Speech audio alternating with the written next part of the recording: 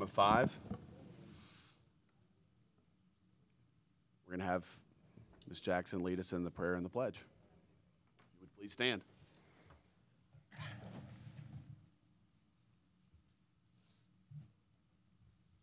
Our most gracious Heavenly Father, we come to Thee today to try to do the best we can to help our city and to help our citizens as we go about our duties.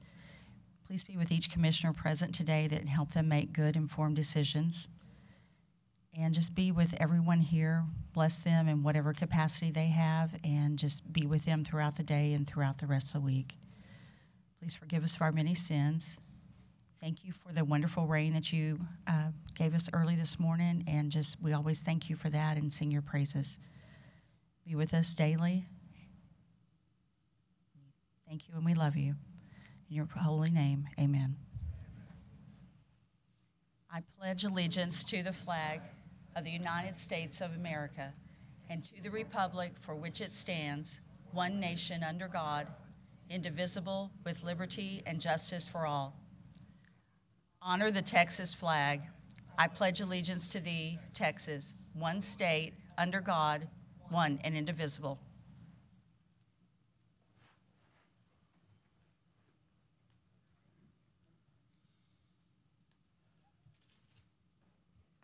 Consent agenda.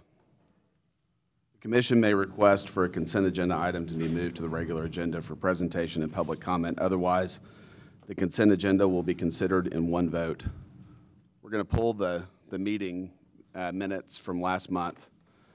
There's a small correction, I believe, on, is it page 9, page 12? So it'll be, thank you, Commissioners. Page 12, under the motion, Commissioner Jackson is referenced twice, and so we'll go back over the minute record and I'll correct that. Okay. And that was for case C-1908. Otherwise, no changes. Okay. So with that change, do I have a motion? Second. We have a motion and a second to approve the minutes from last month. All in favor, say aye. Aye. Aye. Opposed? 5-0. Regular agenda. Subdivision plats. The Planning Commission has final authority for approval. Appeals may be directed to City Council. Preliminary plat, Hardin Edition. Public hearing and consideration of a request for approval of a preliminary plat, Hardin Edition, being 29.52 acres out of that certain 76.69 acre tract described and recorded in volume 988, page 72, OPR, Tom Green County, Texas, located north of Melrose Avenue and Stafford Avenue. Mr. Fisher. Morning, Planning Commissioners. Jeff Fisher, Principal Planner. I had a request from a citizen to combine, we were going to combine the preliminary and final plats for the Hardin Edition. Because there's a conditional use that's coming later today, she had asked if we can combine those three together. I don't know if we can do that, or just do the two plats and then bring the conditional use up later. They are kind of separate issues. The plat is really just the technical part of it, and the conditional use is actually dealing with the land use. So I think they could stay separate, but I'm open to. They could definitely stay separate, but you could also take them back to back. I don't think I would combine them because they are two very different issues. The subdivision is just splitting the piece of property. Yes. If you wanted to take the conditional use immediately after, that would be at the discretion of the chair. Yeah, I'm great with that. So we're gonna hear the preliminary plat case now, and immediately after that, discuss the conditional use. Well, I think because there are actually three cases, there's the preliminary plat, the final plat, and then Yes. the conditional use. We could do all three like that. Okay.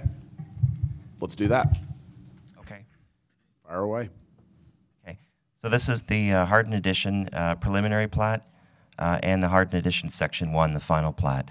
So the entire preliminary plat area consists of 29.520 acres, and the final plat is the north portion you see here at 20.432 acres.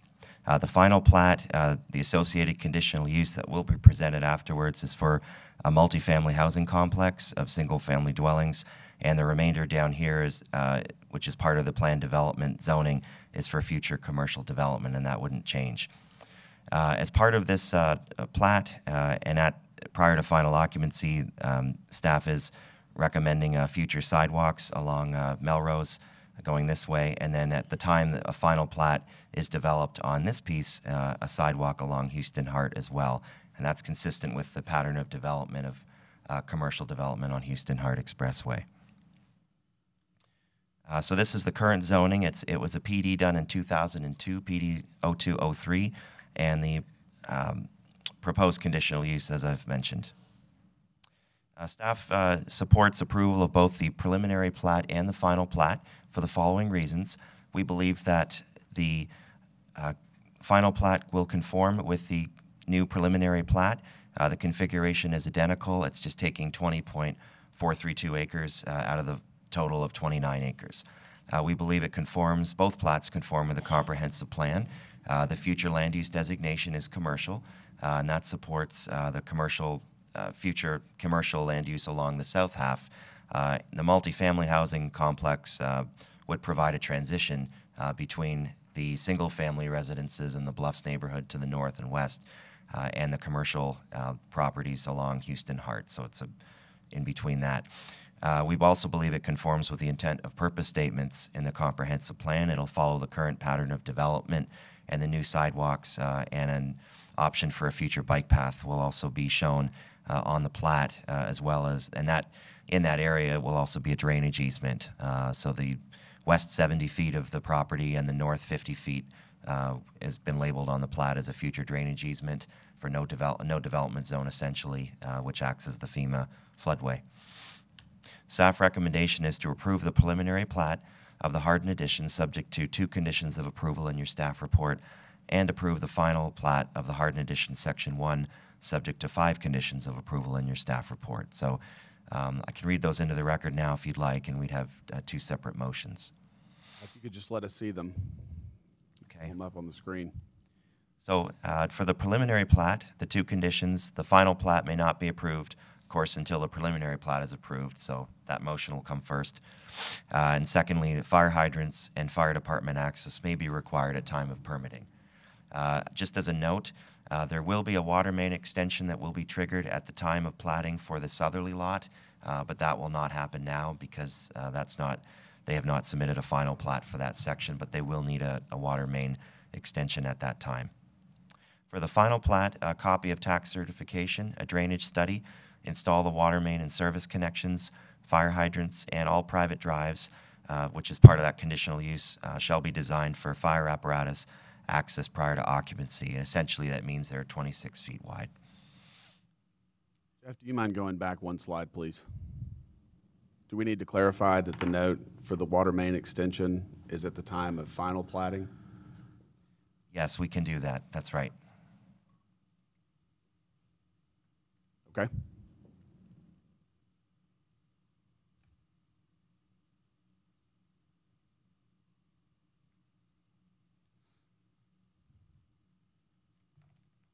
Anything else?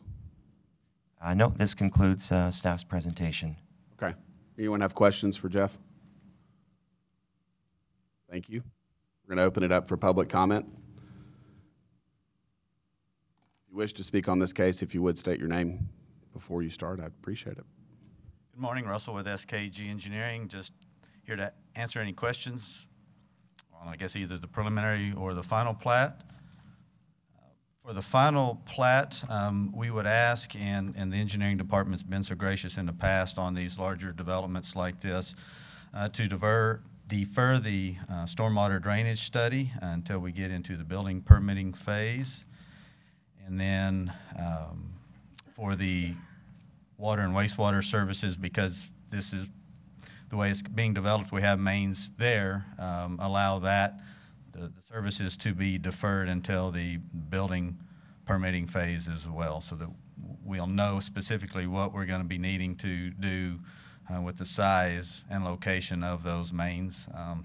It's kind of a chicken and an egg. We always want to get the plat approved and filed, and then we get into the building permit and be doing all the designing and installation of those services. So just ask that those be deferred.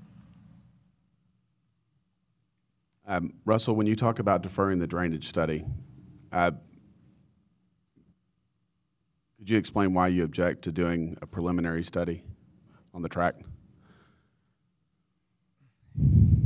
It's just an additional burden to the developer, and it could kind of slow the process down a little bit. And so a preliminary drainage study is going to tell us, kind of state the obvious. We're making an improvement and we're increasing the drainage from the property. So we take an existing condition and you create a runoff, and then a proposed, and you have an increased runoff. So the trick to all of these is then getting into designing some sort of, most likely, a detention facility, stormwater detention facility, and those can be very detailed, and you really need to know specifically how the site lays out, where it's going to locate, the size of it, and so you don't figure all of that stuff out until you get into that design and the details of it. Okay. The concern I have about this tract is just looking at the map that was submitted. It looks like there's a lot of grade change on this tract. Is that the case, or? There is, and I guess a lot is relative. A lot for San Angelo, we're used to it being flat. A lot to the hill country, probably not so much. Yes. But that also goes again to helping us. We need to know how it's going to lay out, have the topography, know where we're going to do all of that to we may have one detention pond, we may have numerous ponds. We've talked to engineering about other ways and mechanisms of kind of slowing down the drainage, and so we really need to be into the site design, and kind of depending on how the platting recording times out, sometimes it's not an issue, sometimes it is. So we're going to do it. There's no doubt about it. And before any conditions of this site changes, there will be a drainage study submitted to and approved by the engineering department. The mere platting of it doesn't change the runoff coefficient. It really comes down to, before these guys can start any kind of work, that all is addressed. Okay.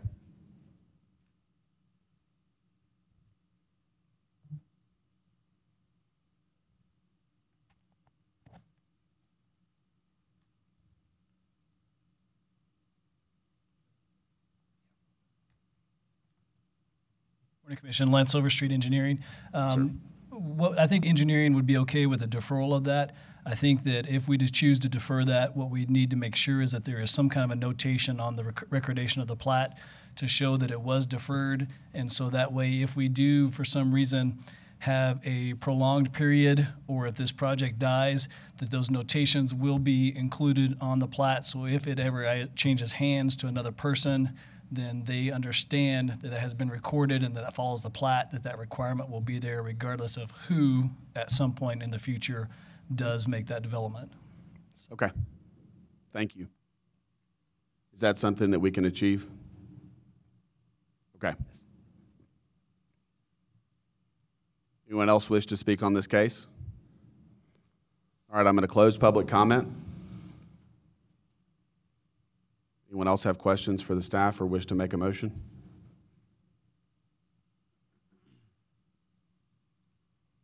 We need two separate motions, I guess.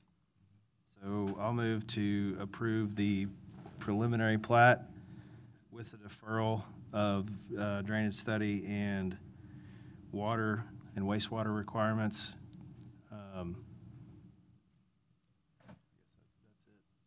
Commissioner York, I was just going to say those would be for the final plat. Okay. Those two conditions. Then I'll move to approve preliminary. Second. Okay, we have a motion and a second to approve the preliminary plat. All in favor say aye. Aye. Aye. Opposed? So 5-0.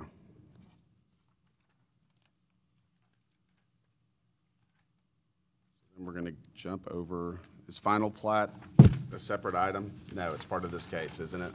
So we need another motion. Move approval, subject to deferral of wastewater and water and drainage study. And also to put a note on the plat, that the drainage study. And that the deferral be noted on the final plat. Okay, we have a motion and a second to approve the final plat allowing the deferral of the drainage study with a note on the plat, as well as the water and sewer service connections. All in favor, say aye. Aye. Aye. Opposed? So 5-0.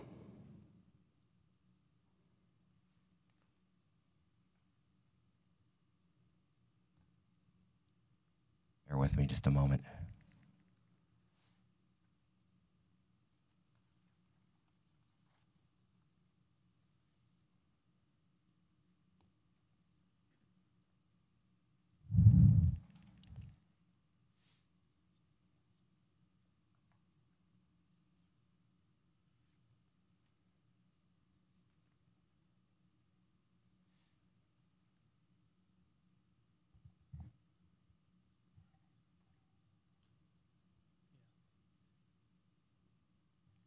We will need to read in that caption of item 4A before we begin. So CU 19-08, Flat Creek Builders. Public hearing and consideration of a request for approval of a conditional use to allow for a multifamily housing complex comprised of single-family dwellings in the planned development zoning district being 20.432 acres, located northwest of Melrose Avenue and Stratford Avenue.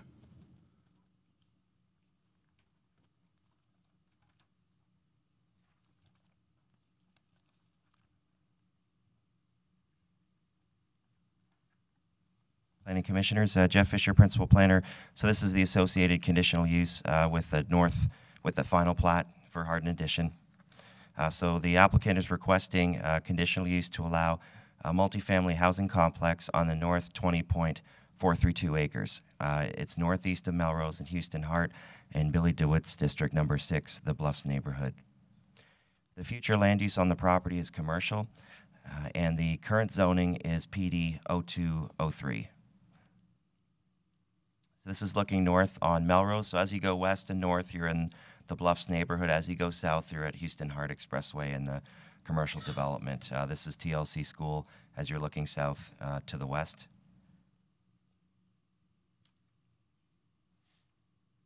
And this is looking at the current property, which remains vacant. That front 50 feet and that back 70 feet is currently a FEMA flood zone. So the development, as part of this concept plan I'll show you in a minute, there's essentially a no-build zone within those areas at the front and at the back. This is part of that drainage easement right there. So the applicant has submitted a site plan. So this is a multifamily housing complex, but it's comprised of single-family dwellings. There's going to be a total of 255 units based on the site plan. There'll be private drives and a future sidewalk along Melrose Avenue.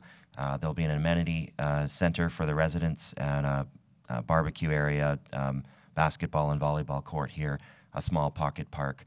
There'll also be 3 small dog parks in here as well if the residents want to walk their dogs, and private driveways and parking areas in the front. So this concept, essentially, they will be rental homes, but it will be part of a larger complex. They will be single-family homes, will be the type of design. Do you have any renderings or elevations of the improvements that kind of give us a better idea of what this might look like? I do.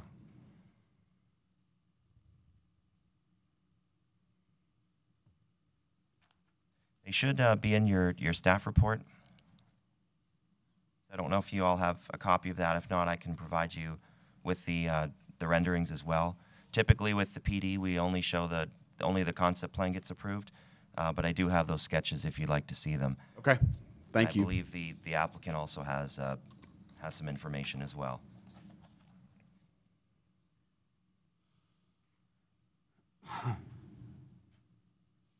Essentially, the units will be siding with some wood, board and batten, but they'll be predominantly siding, that I understand. The developments will be in a range of different sizes, ranging from 625 square feet up to the larger home of 1,275 square feet.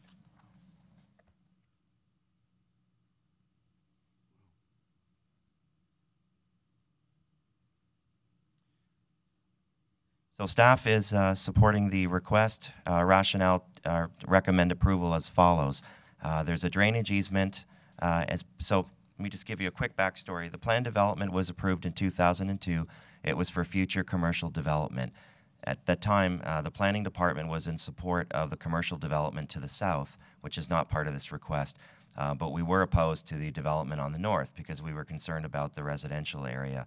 So what this would do is essentially keep the underlying PD, but the conditional use would apply and allow this multifamily housing concept to the north, and it would keep the south for future commercial development. So as part of that PD condition, which still has to be implemented, they will have to plant 80 feet back from the residents at Amberton evergreen trees. So you'll have a 4-foot earthen berm with a minimum 6-foot high trees. So in addition to that no build zone, essentially that 70 feet of drainage, they'll also have to plant trees along that side. So we believe with that and the requirement for a sidewalk, privacy fence is already there, but another one will have to go into the north side. The fencing, the trees, and the drainage easement will all provide a suitable buffer and minimize the impact on the residents. So that's condition number one. We believe it's compatible with the zoning ordinance. We've looked at the concept plan. All of the parking and setbacks comply. We would use the underlying RM1 standards for low-rise multifamily, and that's essentially they're in compliance with that. We believe it's compatible with the surrounding area. Again, if we didn't do this, they could come in with a Walmart or something much more intense commercial, and you'd have a lot more traffic in that area. So we believe the multifamily is a transition between the single family to the north and the commercial to the south, and they are essentially single family homes as well. We don't anticipate any effect on the natural environment. All of the development will be outside of those FEMA floodway and drainage areas. Also a community need. We've got these statistics that were forwarded to us from the Chamber of Commerce that we've been looking at from a different apartment management company. So the target market for them that they had provided to me included military families and young professionals. Their average rent for a one-bedroom would be around $900 a month and $1,300 for a two-bedroom. Well, the market report shows in San Angelo for a one-bedroom you're looking at an average of $661 per month, with $1,070 being the highest. So essentially they're above that, but they're still lower than the maximum. And as you can see, the occupancy rates in San Angelo for February for 1-2 bedroom. We also included a house because they're essentially houses. They're not really apartments. You can see for rental houses in San Angelo are fully occupied. Now, again, how these statistics, people could be coming on the market now, so it's hard to say for sure. But I think it's to say with certainty that they're 94% and above. We believe that's enough to say there's a demand for more housing and rental housing in San Angelo. And development patterns, believe that the pattern is consistent with current development. Essentially just platting the lots that are already configured to face Melrose. Staff anticipates the majority of traffic will access from Houston-Hart Expressway and will not cut across through FM28 and the other side, just because most of the military families or anyone else that's moving in there is going to be working in the south of town, and they're going to need to take Houston-Hart Expressway. So that should minimize any traffic coming north of that into the bluffs behind there. 23 notices were mailed out. We received one in favor, provided they put certain conditions. Essentially, one of the neighbors over on Amberton was just concerned about clearing some of the trees. So I understand the applicant had talked to her and mitigated her concerns that they would not be clear-cutting those mesquite trees behind there.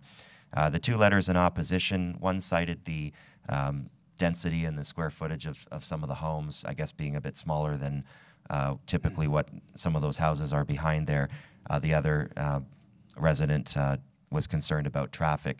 We received a third email this morning, which I've passed on to you as well, essentially just having concerns about the attracting the rent and market factors and just overall costs. So I think the applicant can probably get into more of those details, but essentially that concludes our rationale. So staff is recommending approval of the conditional use to allow for a multifamily housing complex comprised of single-family dwellings in the planned development PDO 203 zoning district, subject to the following 5 conditions of approval.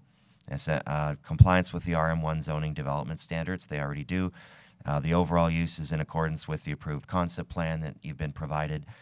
The revised concept plan is to include a green buffer, sidewalks, a bike path, a 26-foot wide private drives. Number 4, all lighting shall be shielded, including any pole lights if they decide to put those in. There's no spillover glare onto adjacent properties. Any gated access would have to accommodate the fire department.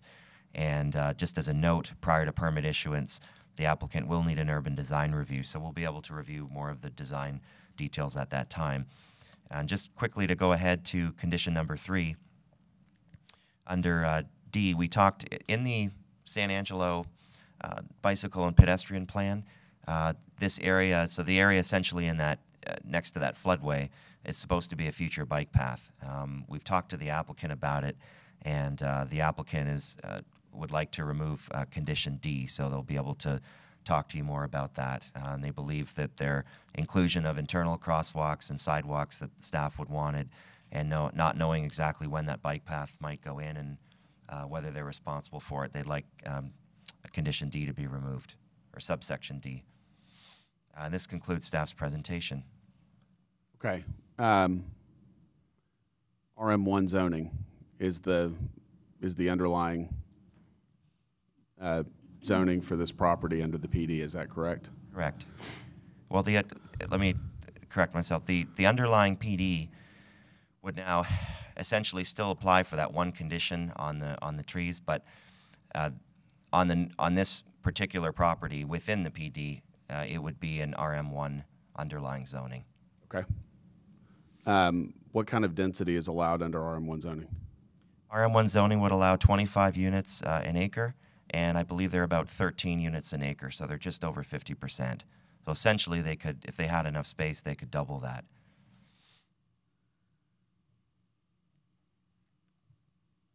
Now, Jeff, when you say they could double that, that would take an amendment to this PD if approved as written, right? Correct. Because they would be locked into this concept plan. That was my next question. This PD. Okay. So we're being asked to review and approve this concept plan as part of the PD. Is that correct? Okay. You talked about a berm and a drainage area and trees. Can you Correct. please show us on the map kind of, or on this site plan, where those areas are? Okay. Will there be fencing all the way around this property?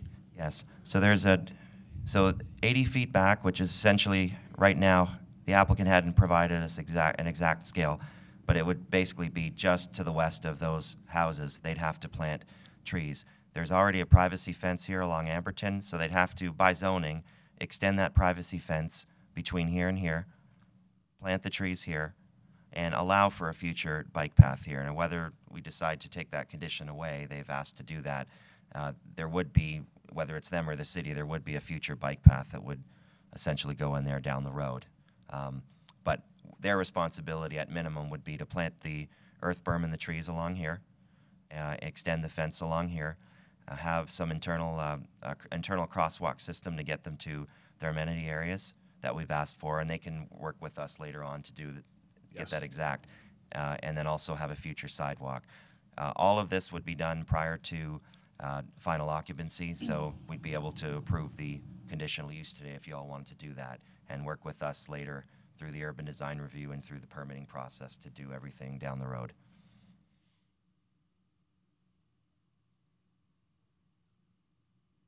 Okay. Anyone else have questions for the staff? Thank you. We're going to open this up for public comment. If you wish to speak on this case, if you would, state your name first. Good morning, Russell with SKG Engineering. Be happy to answer any questions. Also kind of leading into where Jeff was going with this, and really, I guess we have this area has a CG zoning underlying district, but it has a PD over that with some conditions over on this side. And now we're putting an RM1 underlying zoning on just this tract. So it does get kind of convoluted, but we all understand kind of where it's going. What our concern, and one of the things we'd like to bring up, is this notion of this 4-foot berm in a floodway. That doesn't work. We have engineering here. You don't want to put a berm in a floodway and cause bigger problems. So I don't know way back when they were thinking about that. I believe this has been in the floodway for a long time. So that condition really needs to probably just go away, because it's not even wise to do that, and really a moot point. If we have a 6-foot fence along these residences, we're going to put a 6-foot fence over here. So I don't see what a 4-foot berm in between that's going to visually do much good in a floodway. So really, we ask that kind of just go away. I don't know if we need to do anything formal with that. And then this notion of this 10-foot shared bike path. I guess the city did some bike path pedestrian study and picked this area up, and now they're kind of putting it on the developer to build this part of it that connects to absolutely nothing else.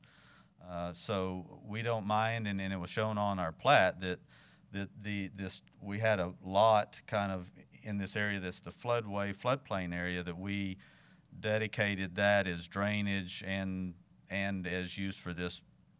If the city in the future ever wanted to build this bike pedestrian path, they would have the right to do that, because that's been dedicated on the plat.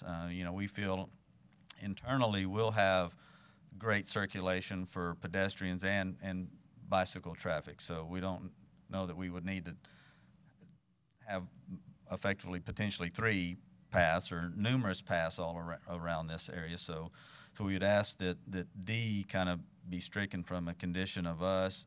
And maybe Jeff can help, or if we have something that talks about a 10-foot or a privacy fence along the north property line. Our north property line falls down in the floodway there. So I don't believe we would be replacing a fence if it keeps raining like it's been raining this year quite often. And so to the north of this is land that ASU owns, and it's a significant floodplain area. If you look at the flood maps, it carries 300, 400, 500, maybe 1,000 feet to the north. So we would like the condition of a property line to the north be stricken. I don't know what there's nobody there. There's mesquite trees and floodplain. So, we're well beyond 80 or 100 feet, and there's no one there. So we'd ask that condition to not be added to us. Is this going to be a gated community? I'll have to defer that question. Are we gated? I don't believe it's a must. Okay. So It's not currently proposed. correct. Okay. And Thank you. if there's any public comments or concerns, we'd maybe like the opportunity to come back and address those. Yes, sir. Thank you. Thank you. I wanted to address Russell's couple of his comments. Yes, please. We've had further discussions with the applicant, and so on that condition about the bike path, we're willing to essentially remove that condition, just given that there will be one in the future, but that the applicant has agreed to all of the other conditions, and just given that there's some flexibility there. So we can remove that condition as part of the conditional use, so that would be subsection D, and we'll come back to it in a minute. On the privacy fence, unfortunately, this is a requirement of the zoning already, so it doesn't have anything to do with the conditional use. So my understanding is they would need to apply for a variance from the Zoning Board of Adjustment because the zoning to the north is residential. And so automatically anyone would be required to do that. On the earthen berm. Jeff, before you go on to the earthen berm, can I ask a quick question? Well, first for Russell, are you guys planning on a fence along the back side of the development? No, sir. Okay, I guess my question is, I think, and Jeff can correct me if I'm wrong, that the ordinance requires a fence between the development and the adjacent single family. I'm assuming that fence could be along this part. It doesn't have to be over here on the property line, if that makes sense. Is that Yes, correct, sir. Jeff? It does. And so since it's a requirement of the zoning, we ask that you don't double stack it so we can go to the ZBA and get that variance. Then if we get the variance from the ZBA, then would we have to come back here and ask for it to be removed from this one? So we're asking, don't Okay. double stack it. Let us deal Understand. with that through the ZBA. I think that's fine. We often restate conditions like that just Yes. so the applicant isn't surprised later on when it becomes a requirement. But yeah, if you take it out of here, like Jeff said, it's already in the ordinance, so we're fine striking that condition as well. Okay. Good morning. Good morning. I'm Lori DeSello.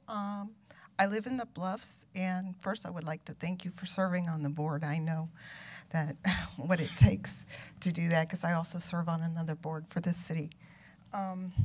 In looking at this, I went through the San Angelo strategic plan that was updated 2009, the San Angelo comprehensive plan.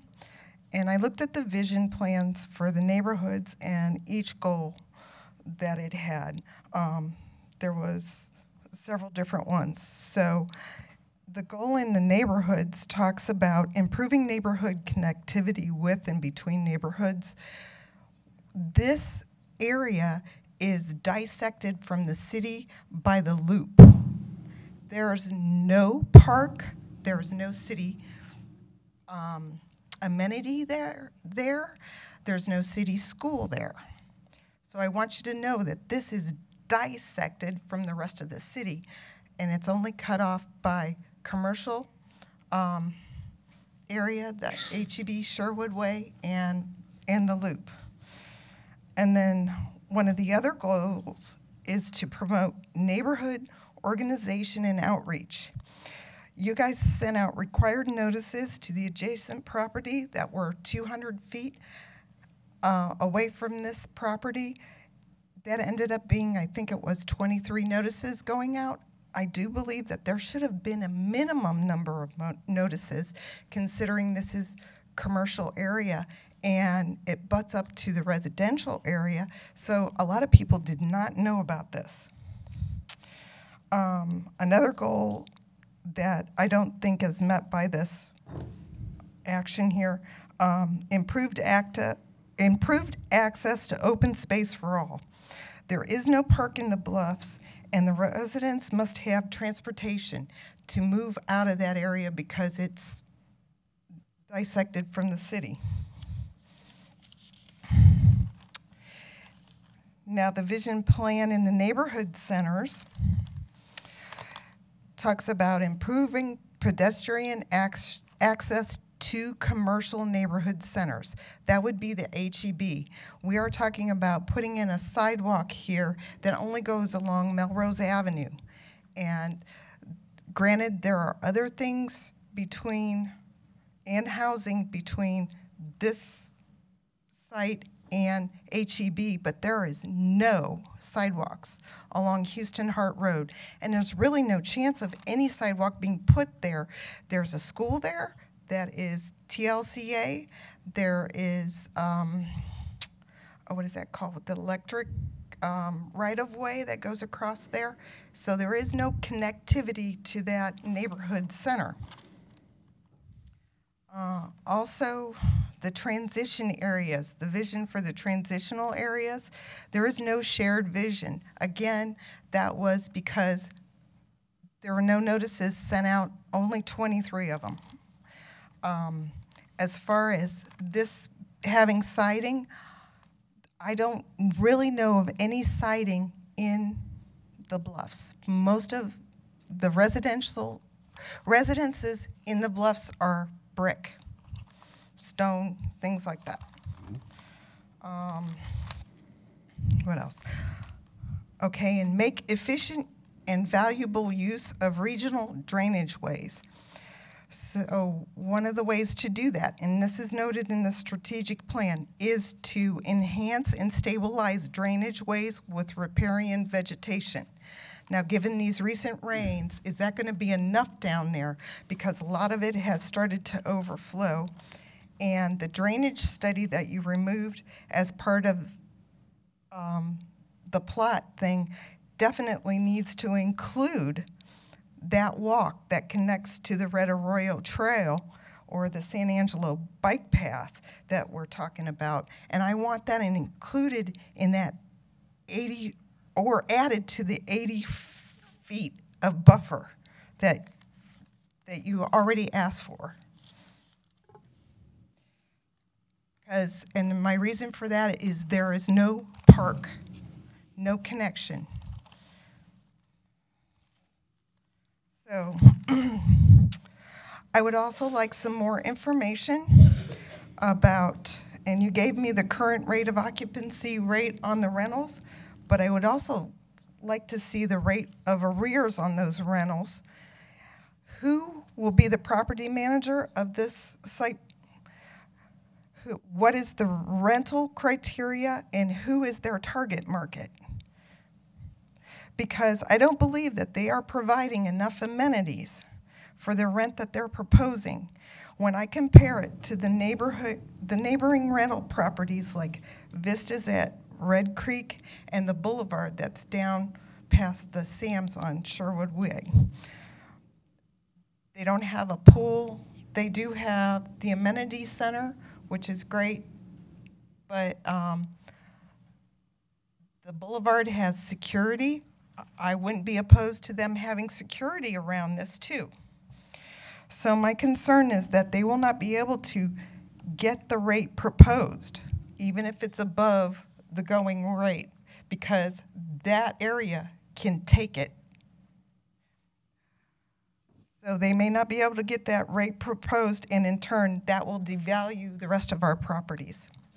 And I thank you for your time. Thank you, Ms. DeSalo.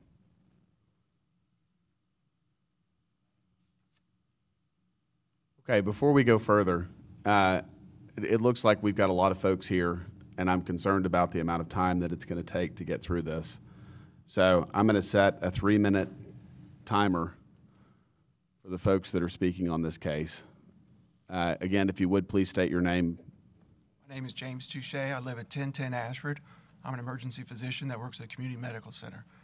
The issue that I have is I'd like to ask this board to very kindly propose any decision-making on this, because there was not enough dissemination of information to the people affected by this plan.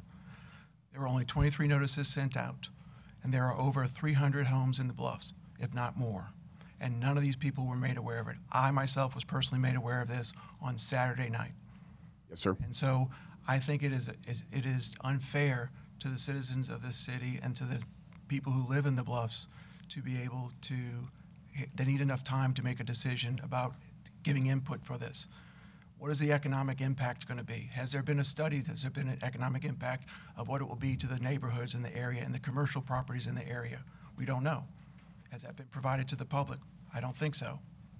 And then my one other comment would be regarding the bike pathway that the builder wishes to have deleted from the plan, would be to consider that, have the commission consider that the funding for that bike plan be placed in escrow to be determined at a later time what needs to be done with that, if we can use the money at a time. I thank you very much for your time, and you're very Thank you, sir.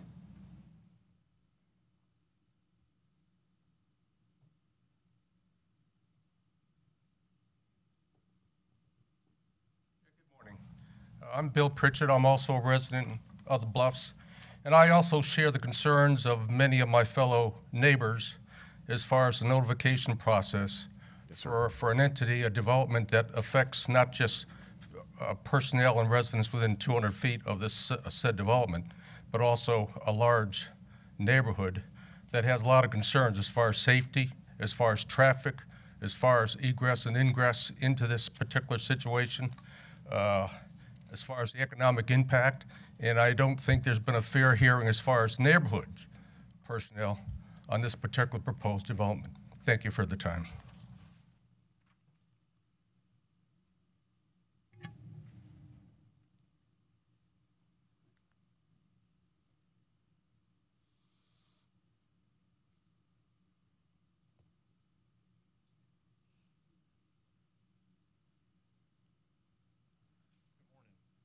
Jared Galvan. I agree with all the points. The only concerns I would have would be the inadequate notice to, the 21, 23 homes, and not everyone. We're a neighborhood. It affects us all. The time was near to none as far as notice for this. Some of my other concerns were the safety. With this coming in, what are the stats on safety and how that affect the neighborhood? Another one was property value, surrounding areas, surrounding homes. How would we be affected? That's all I had. Thanks. Thank you, sir. Lance Overstreet Engineering. I would like to address the 3-foot berm that was mentioned in the floodway. Even if this commission were to uphold that, that is a map floodplain and a floodway, and it would actually be deferred to the federal government and FEMA to determine whether or not that could actually be done. And they probably would not allow the addition of material in the floodway without removing it in some other area in that floodway. And so Mr. Goley had asked that that be looked at, and I would say that that probably would not be passed by FEMA, even if we approved it. Thank you. Let me just add to that, as Jeff said, the berm requirement is of the PD, so you couldn't change that today, even if you wanted to. That's not a part of this conditional use. They would have to amend that underlying PD to accomplish that. The second thing I would say in regards to Lance's comments. Was that the PD that we just approved? Or is that a separate PD? That was the underlying PD that's on this property. Okay. This is a conditional use that's applying on top of that. Okay. If for some reason, I don't believe that requirement is that the berm be in the floodway. That's just kind of where it's been talked about. So I think if for some reason the city or FEMA says that it can't be in the floodway, then we would suggest that it be moved back out of the floodway, and it would still be required. Now, if for some reason that couldn't happen, then it could go away, or that PD could be amended to remove that requirement. But that you all don't have the ability to do that today. Okay.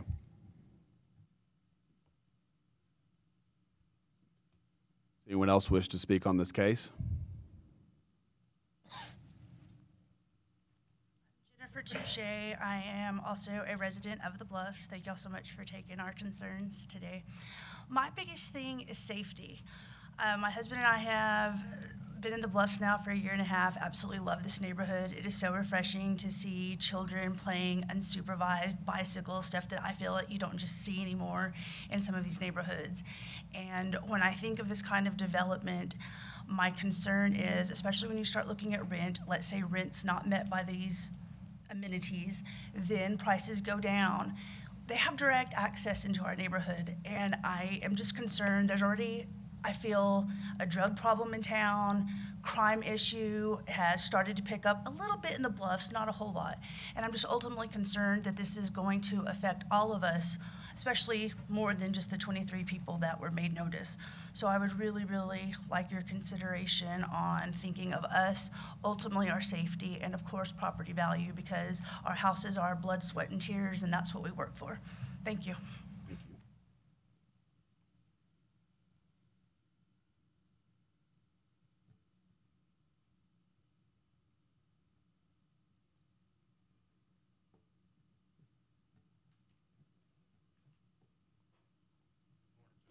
Morning. I'm going to give you guys this. Yeah, thank you. My name is Justin Hardin, owner of Flat Creek Builders and proud ASU graduate. I appreciate you guys' time and everybody else who came out today. My intent with this plan is to, I found a need in the community, a place that I call home, and wanted to come do something unique. I've been working on a plan like this for 2 years. I'm very excited to do it. I understand concerns of the community. I have 2 young kids of my own. To address the safety, I think one of the things that I wanted to provide the community that I would bring is safety for the renters. And that was one of my big things for the bike path. Initially, they wanted access, multiple access points from my community onto the bike path. And my concern with that was safety for my residents. With that being said, I just felt like without having, walls next to you, without having to walk upstairs, without having to go to the grocery store and make multiple trips down 3 flights of stairs to get your groceries, I'm providing a convenience through this neighborhood. I, like probably many people in here, have lived in apartment complexes, and I've had to make that trip down 3 flights of stairs. I want to go buy a new chair, and I didn't do it because I have to walk it up 3 flights of stairs. And this vision, there's been multiple communities like this across the country, and I thought that it would be a great thing for San Angelo, with maximizing what I can do for the community with the needs at 97%, and people not having places to live. Because right now, millennials are renting at a higher rate than Gen Xers by 10%. They don't want to be hamstrung to buying a home. And with this being general commercial, you have to consider, I know there's a Lowe's down the street, Walmart, but if you consider Home Depot coming in, big box stores bring 15,000 plus cars a day. I've got 255 units. They're going to go to work just like everybody else. They're going to come home just like everybody else. And to bring the community together, we felt like, and you can't really tell on the concept plan right here because this is very preliminary, we're facing the homes inward, and we're going to basically encourage, with our green spaces, community getting out and hanging out together. Instead of hanging out in your back porch with the privacy fence, everybody gets out, you get to know your neighbors, you get to hang out. And that's a nostalgic thing for me as I grew up. And like someone mentioned earlier, kids getting out and riding around on their bikes. Well, that's what we're going to encourage here with the bike, potentially the bike path from community that I don't want, but with the sidewalk within the community. That's what we want to encourage in this community. And we don't want it to be your everyday apartment complex. We want there to be a sense of home. So, and as far as the traffic goes, being as close it is to Houston Hart, I've been assured by the city that most of the traffic would use Houston Hart. So if anybody has any questions for me, I'd be happy to answer them. Thanks for your time, guys. Thank you. Appreciate it.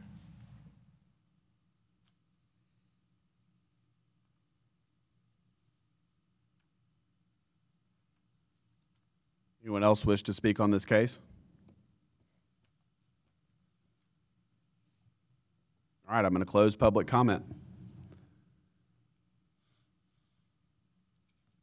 So the biggest concern I have about this case and kind of where we are is a problem that has seemed to be persistent on a number of cases like this, and that is the lack of notification. This impacts more than a 200-foot radius. And I recognize and understand the concerns of the neighborhood. Although I think the folks that rent units in this development will probably use Houston Hart as their primary access, it is adding a lot of traffic to Melrose Avenue in front of TLCA, and that does impact the folks beyond the 200-foot notification area. So, having said that, I don't know if my colleagues feel that it's appropriate to table this and allow notice to go out to the rest of the neighborhood, or if they feel that the issues have been sufficiently addressed by the folks that have come in from the neighborhood to voice their concerns. So I'm going to leave that to you guys. So this is not just notification, this is all from the letters for 22 to 23 people. There's also signs placed on the property, is that correct? Yes, and I don't believe there was a sign there. There was not? Yes, and I take responsibility for that, okay? For not having a sign up, is what he's saying. If there was not a sign. It's not a requirement, but it is something that we've been instituting. Yes. And there was not a sign placed there. Okay. I will add that this has come up recently. State law requires that we notify those within the 200 feet. Yes. That's also what our ordinance requires. In the past, there have been instances where we've what we call over-notify a Yes. larger area because we think it affects a larger area. In some of those cases, that question got raised at City Council. Now, I know we have quite a bit different City Council than was in place at that time, but at that time, we were told to notify what's required by the ordinance. And I think the issue was they didn't want us deciding when we notify more, when we notify less, and to simply notify what is required. So that's something we would probably need to take up with City Council to change our practices in terms of who we notify. I understand the issue with finding that balance, and not every case requires notification of a larger area. I think this case might because of the impact that it has on the neighborhood. Now, having said all of that, I think that the proposed use for this site is good. I think it's a great transitional, lower density, lower traffic use for this land, and I think that it is a great way to develop this area. This is not an area that would probably see commercial development otherwise. I think that it's well established that there's a need within our community for more housing, more rental housing. I love the lower density aspect of this. This doesn't look like apartments. I've seen properties like this in other communities. I think it could be very successful, very attractive. There's certainly a need for lower density, single family type rental housing. So those are my thoughts on this. Anyone else have comments or wish to make a motion, or what do you guys want to do?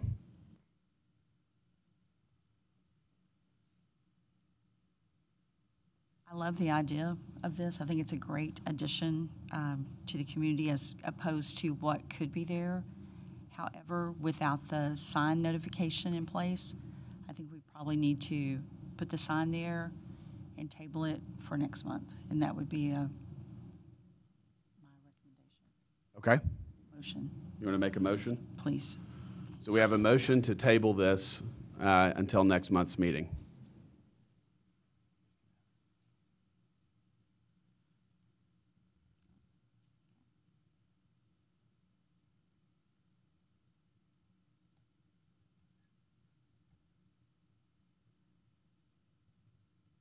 Anyone want to make a second? No? Okay.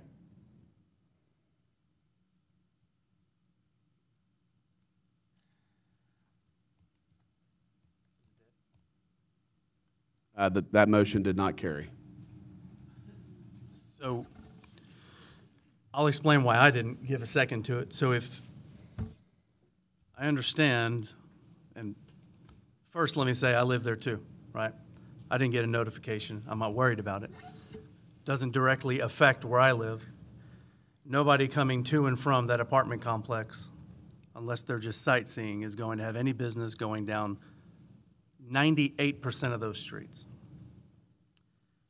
The other thing is I see zero problem with most all of this community. The only problem that I see with it, one of two problems that I see with it, is we're talking about fencing and shrubs and this and that like we're building a prison. And so I guess I don't understand why we have to hide something like this so much. We are not in the business of controlling our neighbors. We shouldn't be. And the folks that are going to be renting these houses have just as much of a right to rent that house and live over by the new HEB and all these other things that they're building over there, just as much as we do. Whether you have a mortgage in your name or not, it doesn't mean that you don't have the opportunity, shouldn't have the opportunity to live where you want to live. This is a great idea. This is very much needed. And I am surrounded on 2 fence lines by renters. And I have 0 problems with renters. And so I guess maybe some people have had some bad experiences. And if you have bad experiences with renters, then that's a landlord issue, right? So any issues that anybody has needs to be taken up with who owns that home. And I would imagine, being in the rental business, not me, but those landowners would probably want to ensure that that property is being taken care of, is safe. Nobody's parking in the grass and whatever else goes on. So I don't really understand the hesitation on this property. I wouldn't want to put it off for another month. These folks that are building this property already have enough hoops that they need to go through in the future, and we're going to add another one. And I say that, and it's not because the Bluffs residents, including myself, shouldn't deserve an opportunity to come speak, right? They should. But today was that opportunity. I find it very hard to believe in this day and age with the home apps, whatever they're called. I used to be on them years ago, and they just got out of hand. One dark van drives down a street, and 900 people are talking about it within 3 minutes. So I find it very hard to believe that no one in the Bluffs that's not in this room doesn't know about it. I really hope that we could figure out a middle ground between the residents and these builders, because I think that piece of property has been vacant for a very long time, and I think this is something that fits it absolutely perfectly, and that's why I did not second that motion. Can we see the conditions again?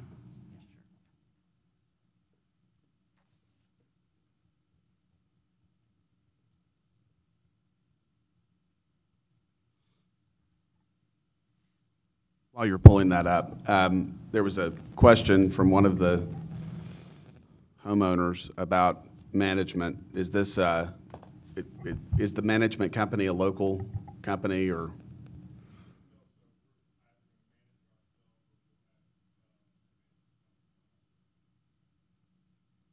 Sorry, if you could come up. Thank you, Mr. Hardin. Sorry. Should have asked you. We will either manage the property ourselves, or we'll have a management company come in and manage. Okay. Every other community. Yeah. Thank you. Thank you. Appreciate it. And as Jeff's going through these, actually, if we could skip to 3, I think that's where all of the issues were. I think based on the discussion, we were okay eliminating this.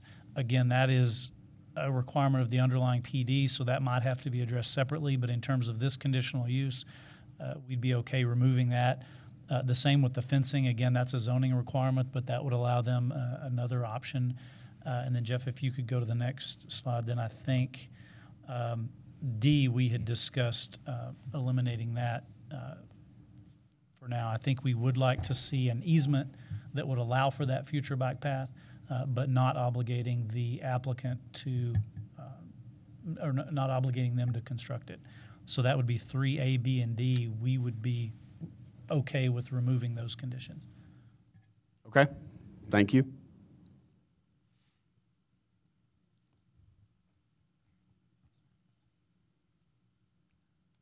Everybody clear on that, or would you like to read some of those other ones in the record again? And I think as we looked, and Russell can correct me if I'm wrong, the plat that you just approved, it did include a drainage easement, but I didn't see that it mentioned an access easement. Okay. Yes.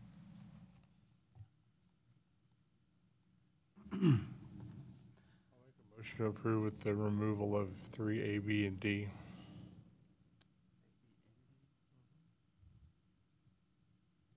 Second. Okay, we have a motion and a second to approve with the removal of conditions, is it 3A, B, and D? 3A, 3B, and 3D. Yes, sir. Jeff, will you go back to the conditions we're removing? Joe wants to see the conditions we're removing. Okay, sure. Okay, right there. It's the privacy fence. Privacy fence. And D. Next. Yeah, okay. Russell was correct, because that privacy fence is already required. Okay, so we have a motion and a second to approve with removing the staff's recommended conditions 3A, B, and D. All in favor, say aye. Aye. Aye. All opposed? Aye.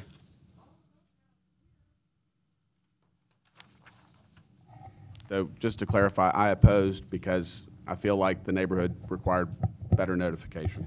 And if I could add, before we move on to the next item, we will make sure that a sign gets posted this, just for the folks in the audience. Just Well, took it all out. Okay, all right. for the benefit of the folks in the audience, this is not the final, or this is, This is a conditional approval. so it is a final. Okay. I'm sorry. So it is Yeah. final. Yeah, so we can't add anything else to it. I think that some discussion should be made. Oh, again, this is Lori DeCello. And I feel that this thing does not go with San Angelo's strategic plan that's been laid out. And I feel that you're doing the city a disservice, that they can't even follow this strategic plan. Thank you. Okay, we're going to go on to the next case. I'm sorry we can't take any more public comment.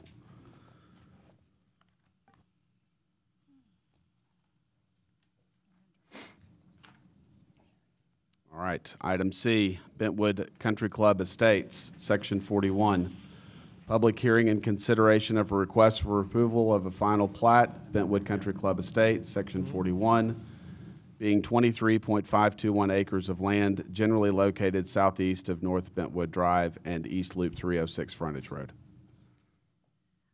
It'll take me just a minute to get back to where we were. And I would like to ask the chairman and our director, the conditional use that follows along with this plat is on the agenda. That's conditional use 1909. Would you like to move it up so that it follows Yes. the plat consideration? Yes, we can hear it right after this case.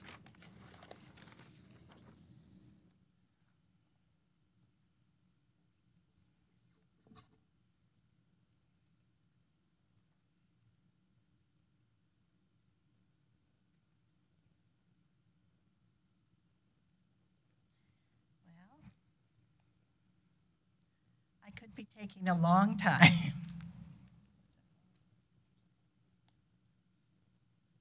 Let's see if I can.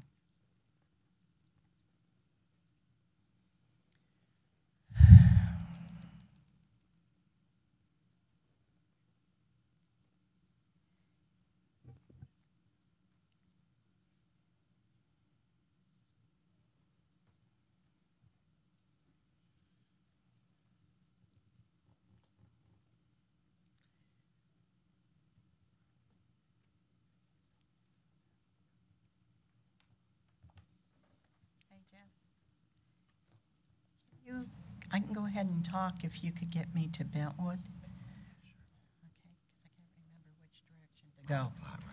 It's the plat, right. If you'll bear with us just a moment.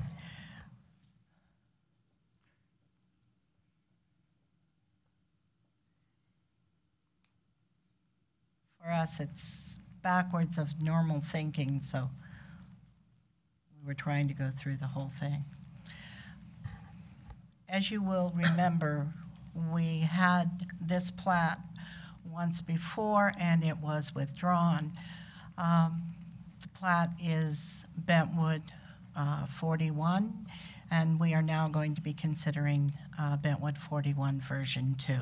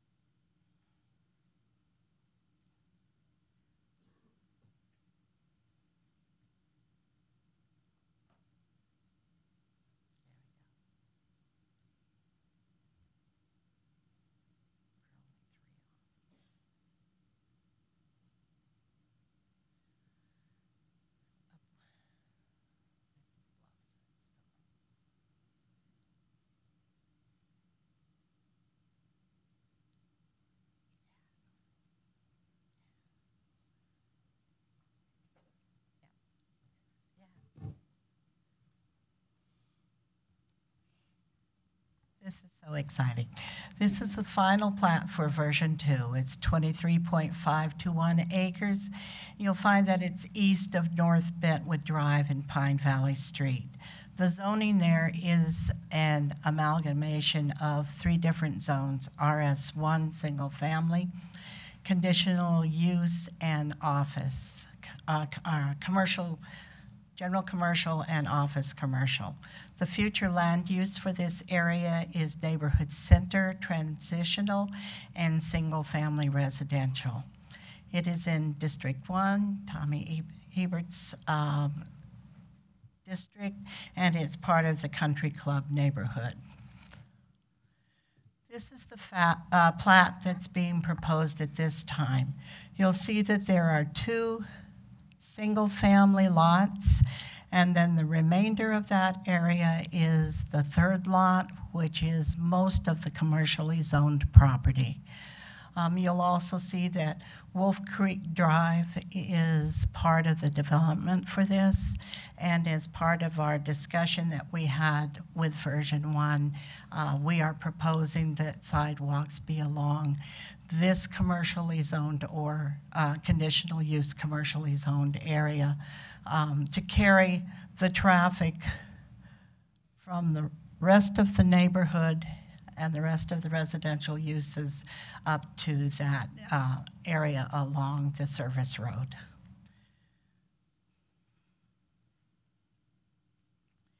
We believe that this plat is in conformity with the existing comprehensive plan. What will follow after action on the plat is a conditional use to allow multifamily, which is residential, use on this property. It is in conformity with the intent of purpose statements.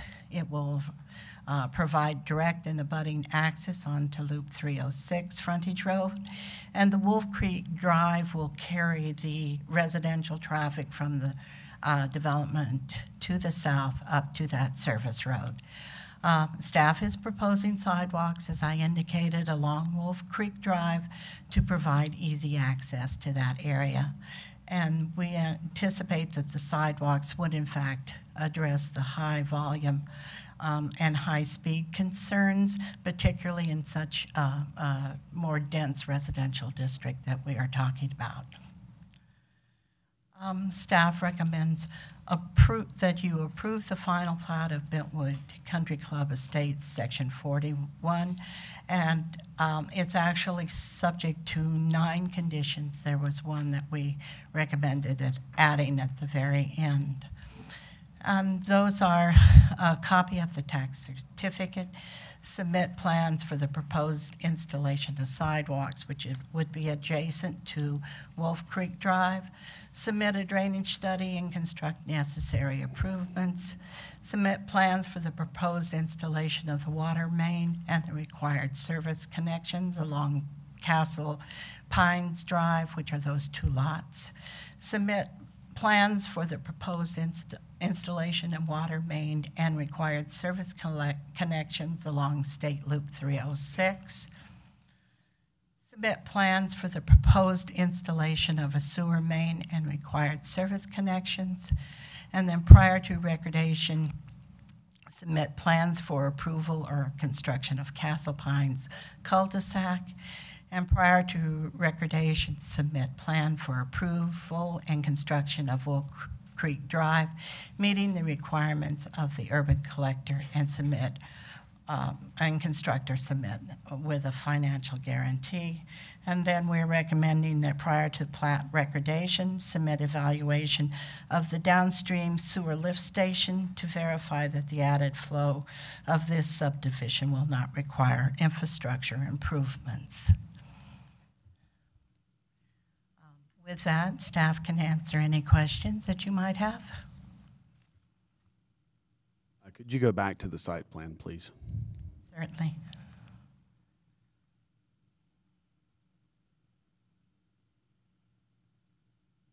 There you go. So they're building Wolf Creek Drive? They are building Wolf Creek Drive. And they're building the cul-de-sac? And they are building the cul-de-sac with the lots those two lots on the cul-de-sac. They Those are going to be request. single-family lots? They will be single-family lots. Okay. They are requesting a variance on the sidewalks.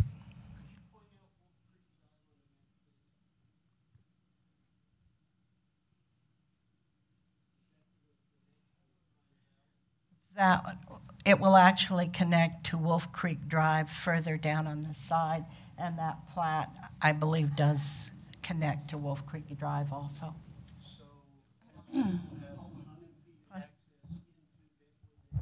Hold on, we'll take public comments in just a second, and you'll be able to address them. Okay, 1 second. Okay. If you could leave this up. Certainly. I don't have any other questions. Do you guys have any questions for the staff? Thank you, Ms. Bailey. Okay, I'm going to open this up for public comment. If you wish to speak on this case, please come forward.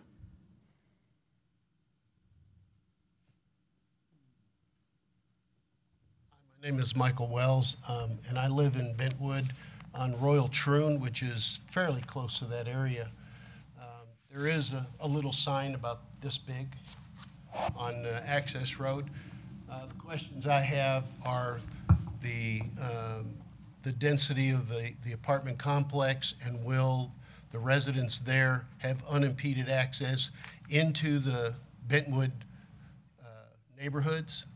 We already have serious traffic issues. Drainage issues are a problem with the apartments that went in behind Valley View. During these rains, it's like, you know, we have a river going through Valley View. There's a lot of issues, and the notification was another issue, 200 feet. You know, I live fairly close to that, and we just got a neighborhood notification. Is there going to be a fence?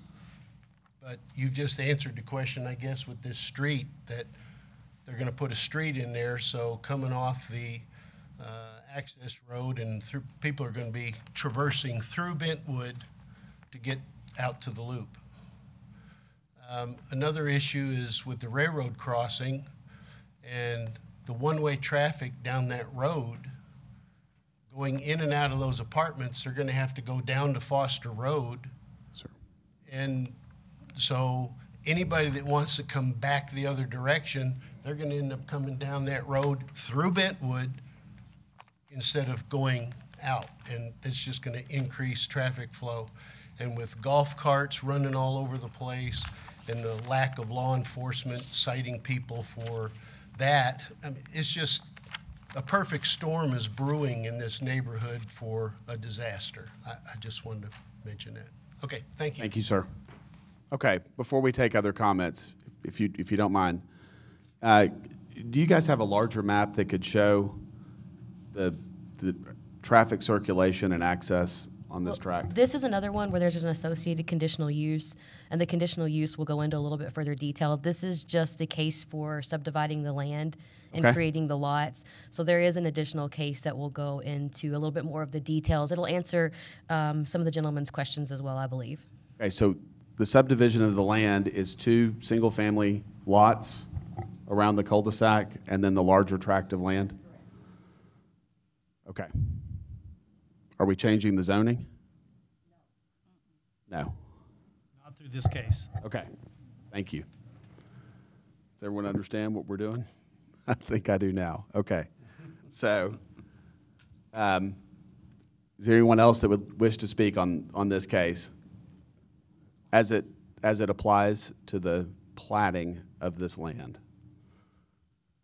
not to the proposed use? If you would, please state your name. My name's Ron Meads. I live in Bentwood. I'm actually here to address the multifamily living, but with the access road, Loop 306 access road, unless it were two-way, people are not using it because they don't want to hit the access road, have to drive down to Foster and drive around. So what they're all doing is they're going back to my street, Valley View Drive, and we're taking the brunt of the traffic. So I'll address that on the other issue, but unless we could make that access road two-way, we're not going to see any relief in Bentwood. Okay. Thank you, sir.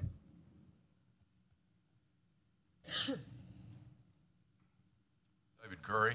I actually own Castle Pines, 5 lots there. I'm just finding out about this.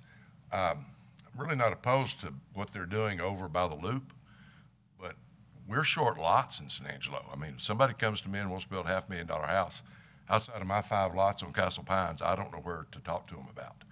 So I would like to see this amended to where Castle Pines at least extends to hit Wolf Creek, and Bentwood go ahead there and put in single-family dwellings there. It makes more sense. We've got plenty of demand for it. And then let them do over by the loop, whatever. I like the apartments better than the commercial. I built on the corner of Castle Pines with a commercial building behind it and lost $67,000 when I finally got rid of that house. And I was thrilled to do it. Nobody wanted that beautiful $500,000 home because there was a commercial building behind it. Right. So I prefer not to have commercial on my lots over there, but I'd sure like to see that street extended to where we could build single-family homes on it. And so I would urge you to amend this to might make everybody happy. Thank you. Thank you, sir.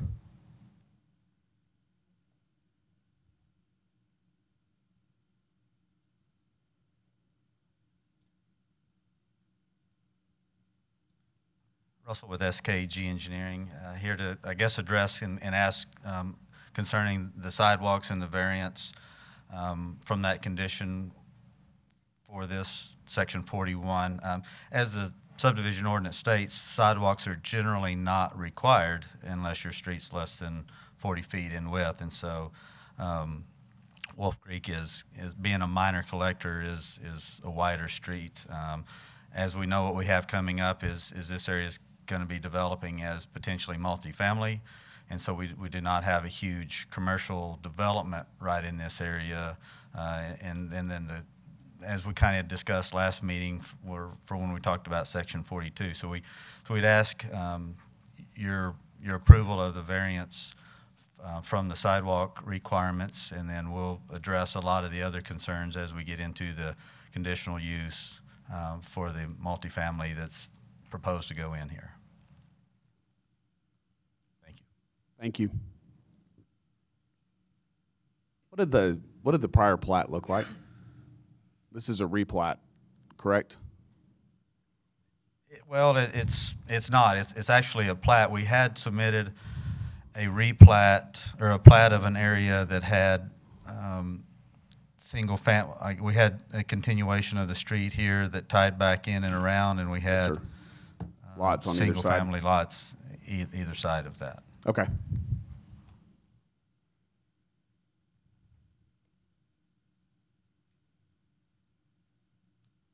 My name's Chad Meeks. I live, I guess, on the east side of Castle Pines, the last house before the cul-de-sac. I would like to see the replat, the previous plat that Russell just showed y'all. With the, I'm agreeing with David Curry as far as the houses extending Castle Pines to Wolf Creek, and then I like the option of obviously a multifamily along the access road rather than commercial there. Thank you.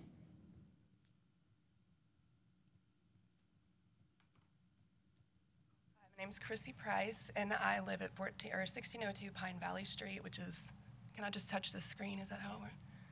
It's lot 14. I think it's like right there.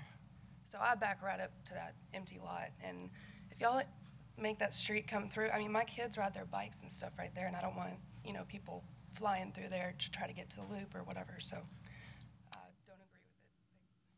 Thank you.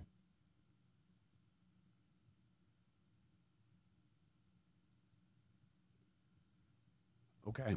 Were there any notifications sent out on this? Okay. On the conditional use, there were. All right. I received a call from a resident that expressed the same concern about traffic on the frontage road. They live in Butler Farms, which is Foster Road. That would be east of this site. And just as Mr. Meads had indicated, there's a traffic circulation concern adding this road. Going down into Bentwood, if traffic continues down the one-way road from a higher density development here, that's already a dangerous intersection. So I don't know if there's a way to do a traffic study or something. But I think if we're adding a bunch of vehicles on this frontage road or back into the neighborhood, it'd be nice to address the concerns of the residents that might be impacted.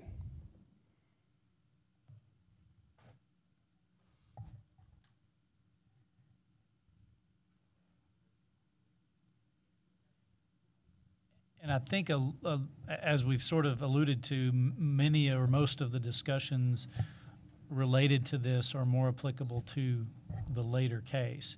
As you may recall, with platting, with subdividing land, it is not a discretionary decision. It's if they meet the subdivision ordinance of the city, then you must approve. So in terms of subdivision plats, your job is to make a determination of whether or not it meets the requirements of the subdivision ordinance, not a discretionary decision like with a zoning or a conditional use case where you're deciding is it a good idea or not.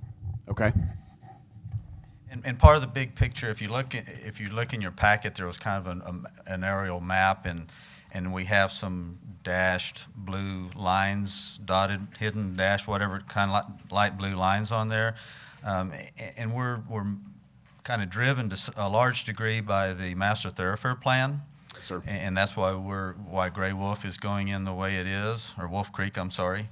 And Pine Valley is a minor collector, so they connect, and then in the future, Crystal Point is shown to go east and tie into Foster Road. So as development progresses and the tracks to the east develop, Crystal Point will be and create another access for this circulation in the future. So yes, maybe there is some traffic issues now. You know, how do you argue? Could this put the extension of Gray Wolf tying into the frontage road, could that help relieve traffic? Maybe some on North Bentwood. It depends if they're coming or going or which way they're headed out. Are you trying to head back west on Loop 306? So maybe people are going to be using and getting used to going out and taking Wolf Creek up to the Loop frontage road and circling around. And so, yeah, could it create more traffic?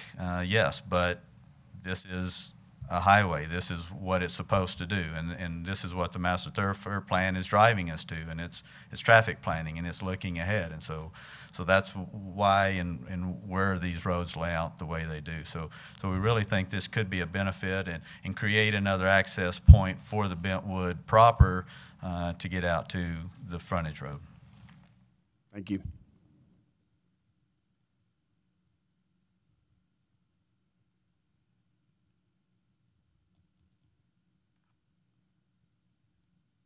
Anyone else have questions or comments?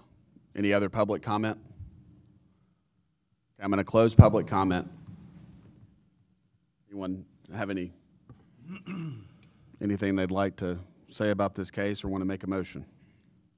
I want to talk about the sidewalks. The sidewalks, they were on item number 2 of condition and also number 6, I think. If we could get the conditions back up, please.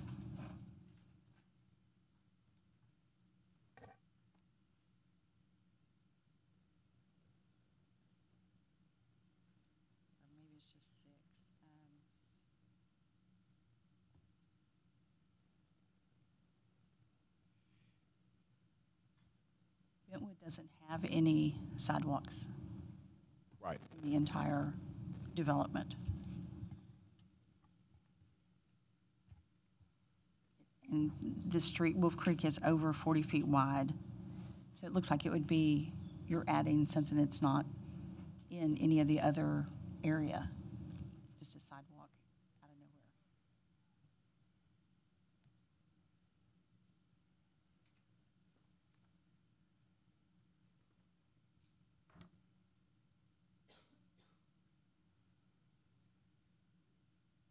So you don't think that they need a sidewalk on Wolf Creek Drive? Well, it would be the only street in Bentwood that would have a sidewalk. So it would not be, the uniformity of the neighborhood would not be there. So I would say no. Okay.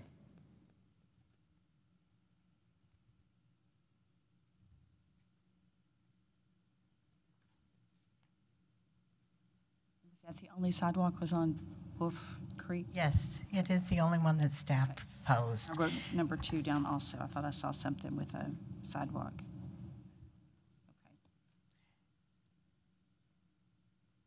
And we based our proposal for sidewalks based on the discussion that was had last month about carrying traffic into this area and concentrating pedestrian traffic as it became commercial or higher density.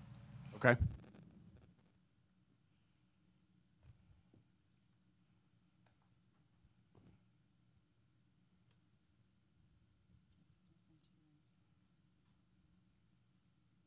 Anyone wish to make a motion or have comments?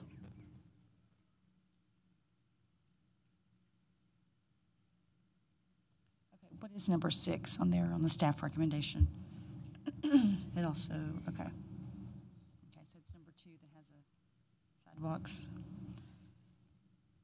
I would like to make a motion to approve version 2 of Bentwood Country Club Estates, section 41, and remove number 2 with the sidewalks.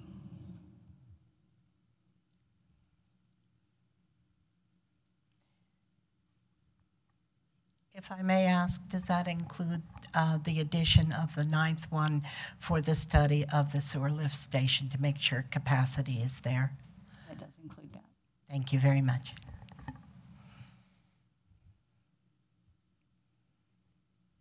I'm sorry, I didn't follow what you were asking.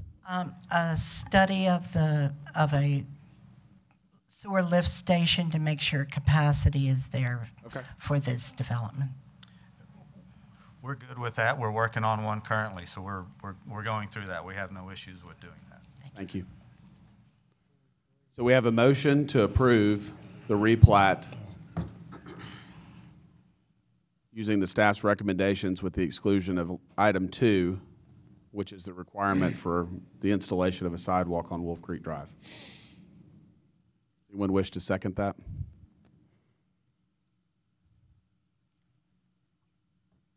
I'll second it.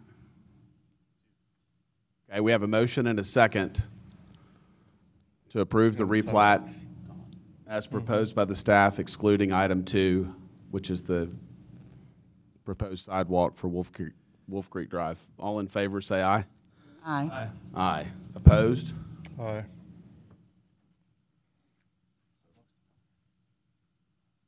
Or 1. Chair, just so you know, if you want to, the conditional use for this is 1909B, Yes. 4B. We could Yes. move to that one as well. I believe that we're going to lose Mr. Spano here. We still have a quorum with 4, correct?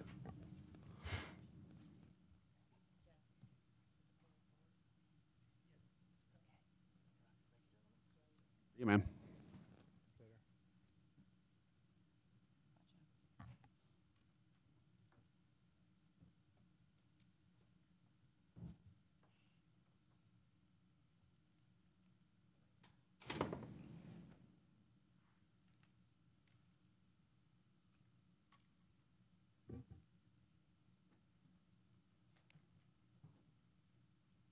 Good morning, Shelley Pascal, planner with the city. Hold on, Shelley, let's read the caption in real quick.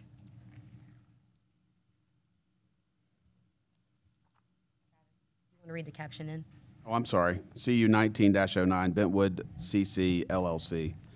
Public hearing consideration of a request for approval of a conditional use to allow for household living, including multifamily living in the general commercial, office commercial, and single-family residential zoning districts being 20.192 acres located within the 1800 block of West Loop 306 near North Bentwood Drive. Thank you. Okay. This is the same property that you just looked at the replat. The conditional use is to allow household living, including multifamily living. It is currently zoned general commercial, office commercial, and single-family residential. It's 20.192 acres. Here's 2 maps. One's the future land use and the current zoning. It does show where the future land use is neighborhood commercial, transitional, and neighborhood. And then the other map is showing the general commercial, office commercial, and single-family residential. Here's a couple of photos looking east, both on the east and west on the frontage road in front of the subject property. These are a couple of the businesses along North Bentwood Drive, and then the second picture is the houses along Castle Pines. This is looking at the rear of the subject property. Is just currently a bunch of mesquite trees. This is a proposed site plan for the Wolf Creek Apartments.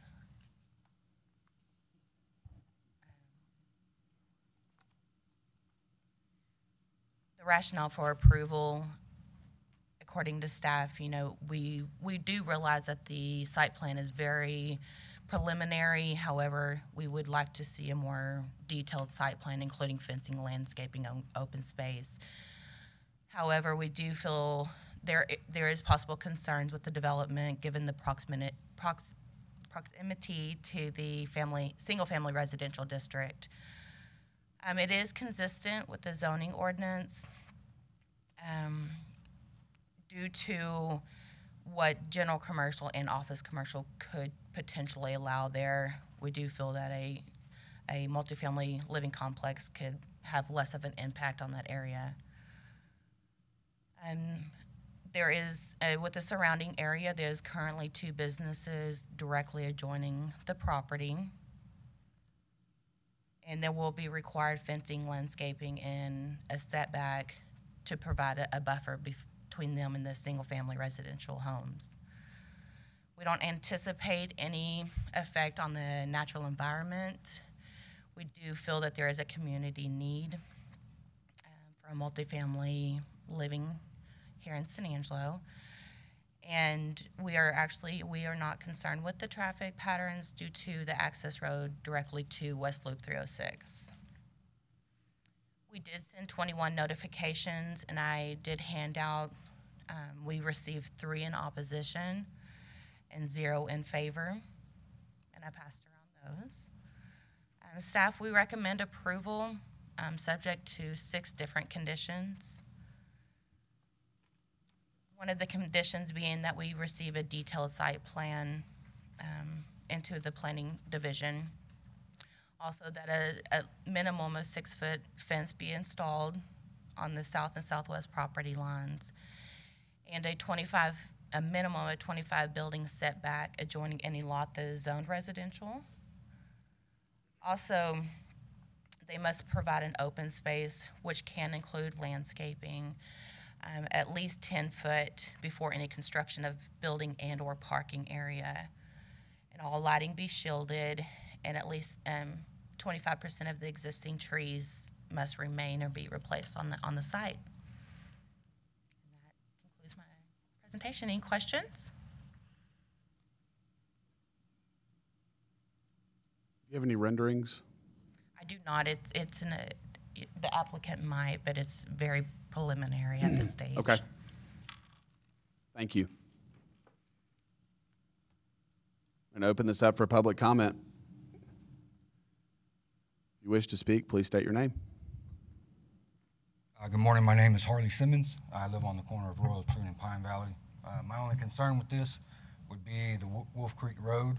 I would ask that that be not considered even be put in, or one way coming out of Bentwood onto the access road that wouldn't allow for this property to get access directly into Bentwood to loop back over to get to Knickerbocker. Thank you.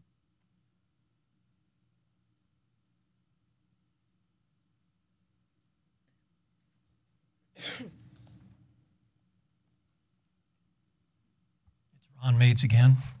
I live on Valley View in Bentwood, and I've lived there 6 years. When we first bought there, it was extremely quiet. Once we added the apartments adjacent to our street, and then Bentwood has developed east of North Bentwood Drive. They've developed 4 new streets. We've noticed a significant impact on our street. Valley View is only 40 feet wide. It was never intended to be a through street. Unfortunately, it's 0.6 of a mile long, and many of the drivers get impatient with the drive and it well exceed the 30-mile-an-hour speed limit. Unfortunately, Valley View, anything east of North Bentwood Drive, Valley View is the shortest route to get to Knickerbocker. What we have is very few drivers, even if they have access, and we can see them coming off North Bentwood. They're not going to the access road. They're making a left on Valley View to get to Knickerbocker. And as long as people have to make a right on the access road, go to Foster Road, then make a 180, they're not going to be using that street. They're going to be using Knickerbocker.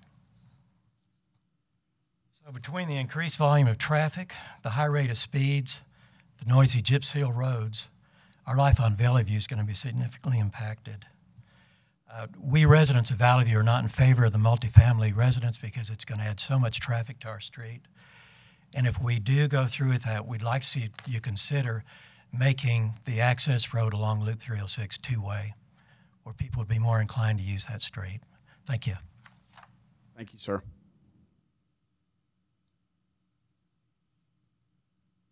Anyone else wish to speak? Please come forward, state your name.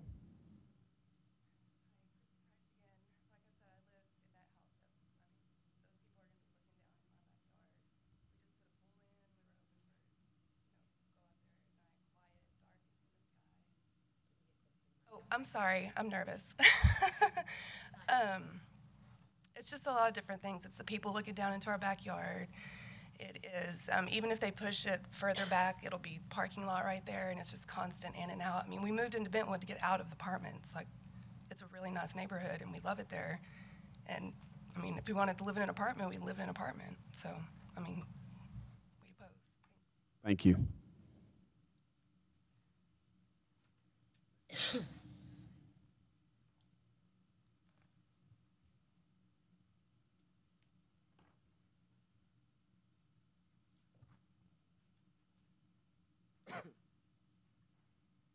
Good morning, Russell with SKG Engineering. I do have one question, maybe for clarification of Shelley, of what you mean by the 10-foot. I don't know if some people out there would want to look at it. The 10-foot open space, where might that apply? Item 4, at least a 10-foot open space before any construction of any building or parking area. That's being adjacent to the residential district in the back. Okay. So that would be the south and western boundaries. Is that correct? Okay. Or even a parking lot even. Okay, yeah, that's not a problem at all. So what we've handed out, we have kind of from when the application was made, the applicant has kind of proceeded with developing a site plan. And so what they're proposing, this is approximately 20 acres in size, and you see all of the building types there. They're proposing all single-story homes. And if it would help alleviate some of the concerns, and I don't know if we can do this as a condition of approval for this conditional use, we limit it to single-story, because I know people, residential especially, get worried about two-story or something and overlooking their backyard. We would be fine with adding a condition to single-story in there, and so that would be fine. So if we back up and we take a look at, I wanted to compare it to residential. So some of the area of Bentwood, the lot sizes in Bentwood vary, but some of the stuff along Pine Valley and some of these newer ones, they're maybe 60 to 80 feet wide lots. So if I take that, and that averages about 4 lots per acre. So if we take, and we have 4 lots per acre over 20 acres, that's 80 homes that could be built in here. And I believe a lot of these homes are probably 3 to 4 bedroom homes, probably on the mostly 4 bedroom. That would be 320 bedrooms of single-family residential that could go in here. This development is proposing to have 307 bedrooms. So this is not a tight 3-story, loaded up, highly dense area. This is probably really no more dense than what a single-family residential area would be. As the studies have shown, as we had just discussed, there's a need for rental and apartments here. So we have kind of, and I don't know that the two guys knew about each other, but here we got, two programs very similar, but yet a little different kind of coming into San Angelo. But you talk to Goodfellow, there's a need for this type of housing. So this is failing to fit that need. So really, we're no more dense than what RS1 zoning or construction would go in there. So let's talk about if we don't change this to multifamily area. What could go in there? We have a large portion of this, and a majority of this is CG zoning. So you look at the zoning ordinance book and you look what's allowed in a CG zoning. So we could have group living there. We could have a recovery facility for alcohol and drug. We could have a carnival, concert, a circus area go in there. We could have a auto and boat dealership. We could have retail sales, self-storage, service, a vehicle wash. So really, Bentwood is kind of on the end of developing out. It's a great place. You know, Bentwood has done a lot to lift their brand and their golf course and their amenities, and it's a great place to be, and a lot of people are wanting to be there. So yes, I can have sympathy for the people that lived on that moved to Pine Valley when it was a relatively quiet street. But Bentwood had a master plan, and they're kind of in the phase of wrapping this up. And so the plats that you've seen, we're kind of to the what I'm gonna call the east line of the original Bentwood ownership, and that the Wolf Creek Street. You know, that's part of the master thoroughfare plan. You know, that's called, when development happens there, it's going in. You know, the transportation planners, the engineers have all looked at the area and how it can develop, and so they plan on that. You know, the Pine Valley Street, you know, the way it shows in there and fits, and I can understand the people's concern of not wanting to create more traffic, and if the frontage road could be two-way, that's a TxDOT matter, and TxDOT's not going to look at that as a two-way frontage road. They're about access management and safety, and so unfortunately that if they can pursue that with TxDOT, let them pursue that, but it's just a very difficult change there. So really, of what potentially could go in there, maybe we want to reflect and see that, you know, this is going to be a well-managed company. It's a company out of Lubbock. They have a lot of apartments in Lubbock, Amarillo, and so San Antonio. They understand, and they manage a very first-class facility. So be happy to answer any questions. I think there may be some concern.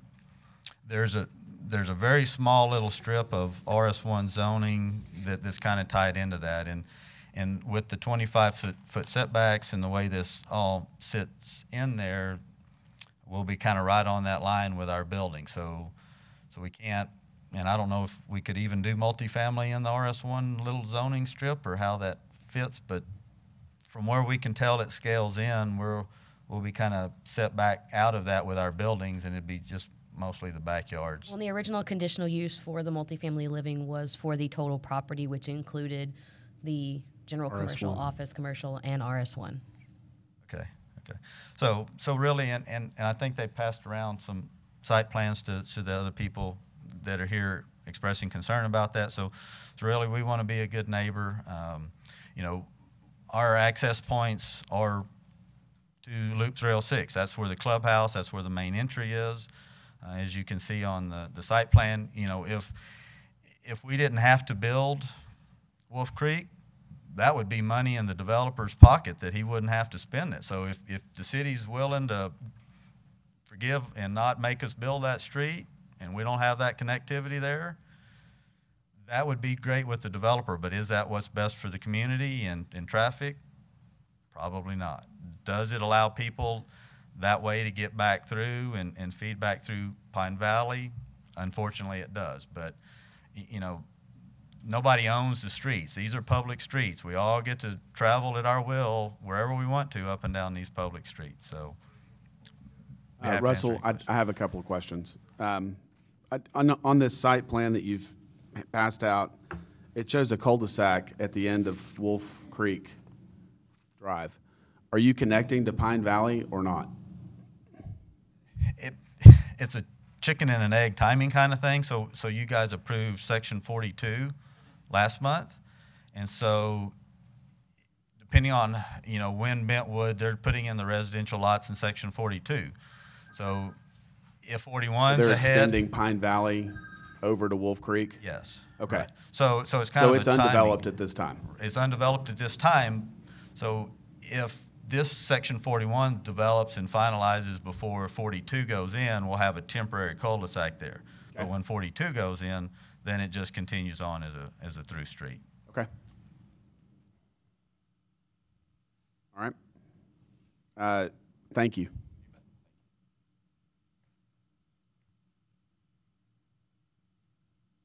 Anyone else wish to speak on this case?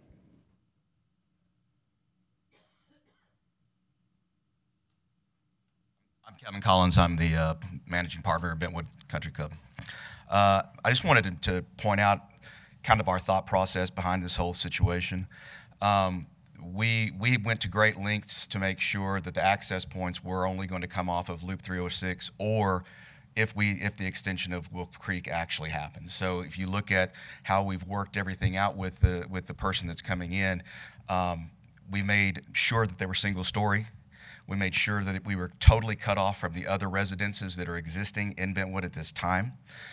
We put provisions in our contract relative to that, and we made sure that they entered only off of Loop 306, and if Wolf Creek comes around, then they would have an entrance off of that.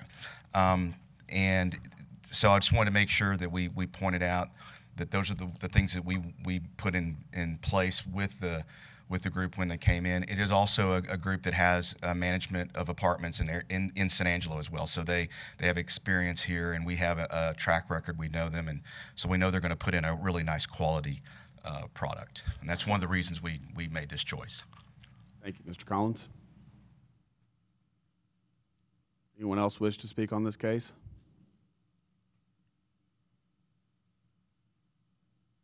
All right, I'm going to close public comment. Man, I understand the concerns of the residents and the traffic. I also understand the importance of thoroughfare planning and future development as development works towards Butler Farms from this location. So I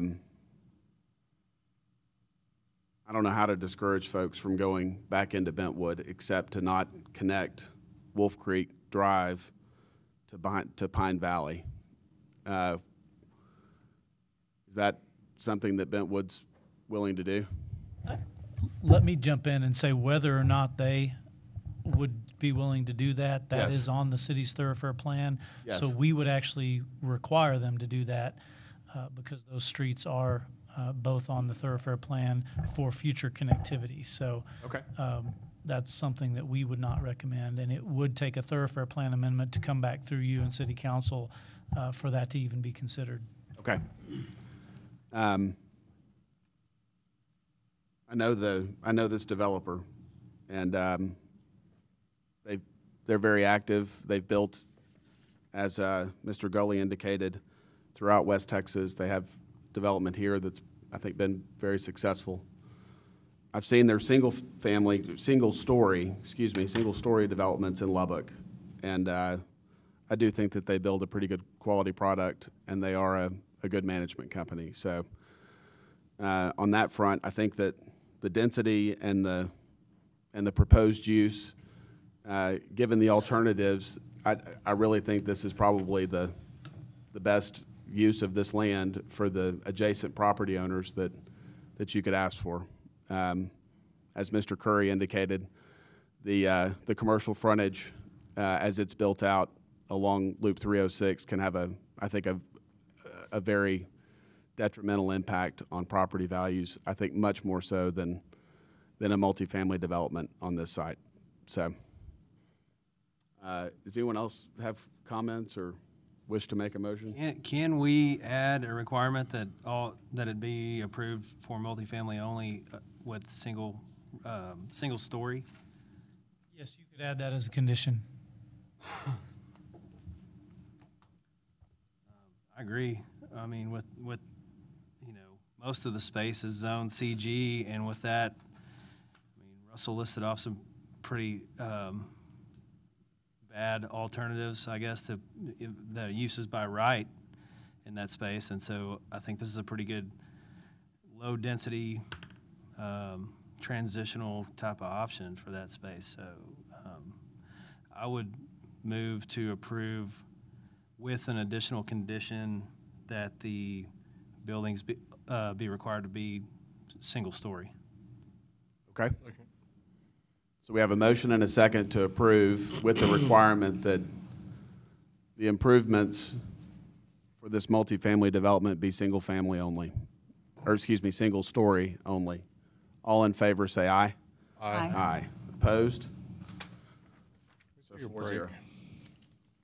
We take a break. Yes, we're going to take a short break, 5 minutes.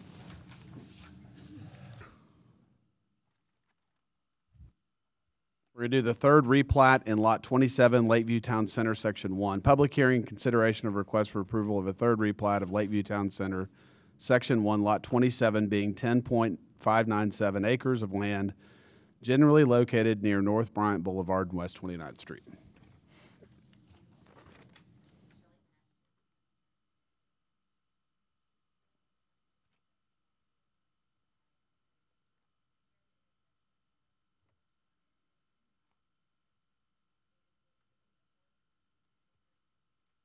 Gonzales, and it's in the Blackshear neighborhood. This is the proposed replat. It is basically creating two separate lots, 27B and 27C, within Lot 27. Lot 27B is proposed to be 1.99 acres, and Lot 27C is 8.607 acres. The rationale for approval, it is consistent with the commercial future land use map. There is access to both North Bryant and West 29th Streets. It is, it conforms with the intent of purpose statement with that direct access to both Bryant and 29th. And we are also requesting that sidewalks be placed for pedestrian connections. We do recommend approval to actually 3 conditions versus 5. You did have 5 in your packet. After further discussion, I'll show you which ones we have discussed to remove.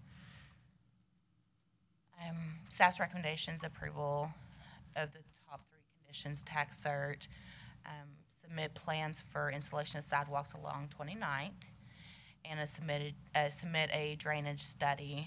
We did propose to remove 4 and 5.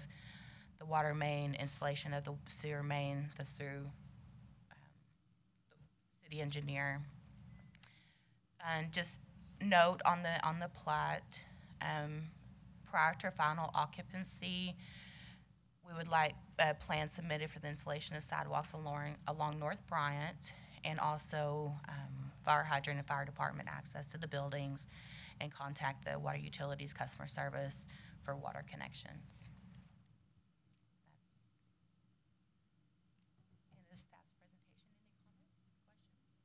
Could you go back to the site plan, please?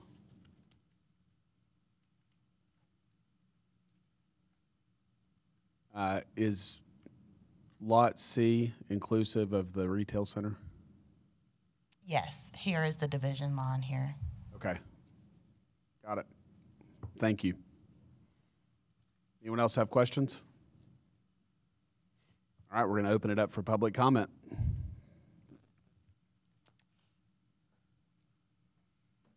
Russell with SKG Engineering. The one concern that we have, we or the developer buyer of this, the reason we're kind of coming for you today is there is a restaurant that's looking to go in on 27B, and so 27 is just a remnant piece, and in order for us to I guess conform with what the requirements are now, we've got to replat the whole remainder piece. And so we're creating B and C out of the deal. We've had a couple of DRC meetings with staff, and we've talked to this sidewalk discussion. We're certainly good with doing the sidewalk along Bryant as part of the new construction and new development.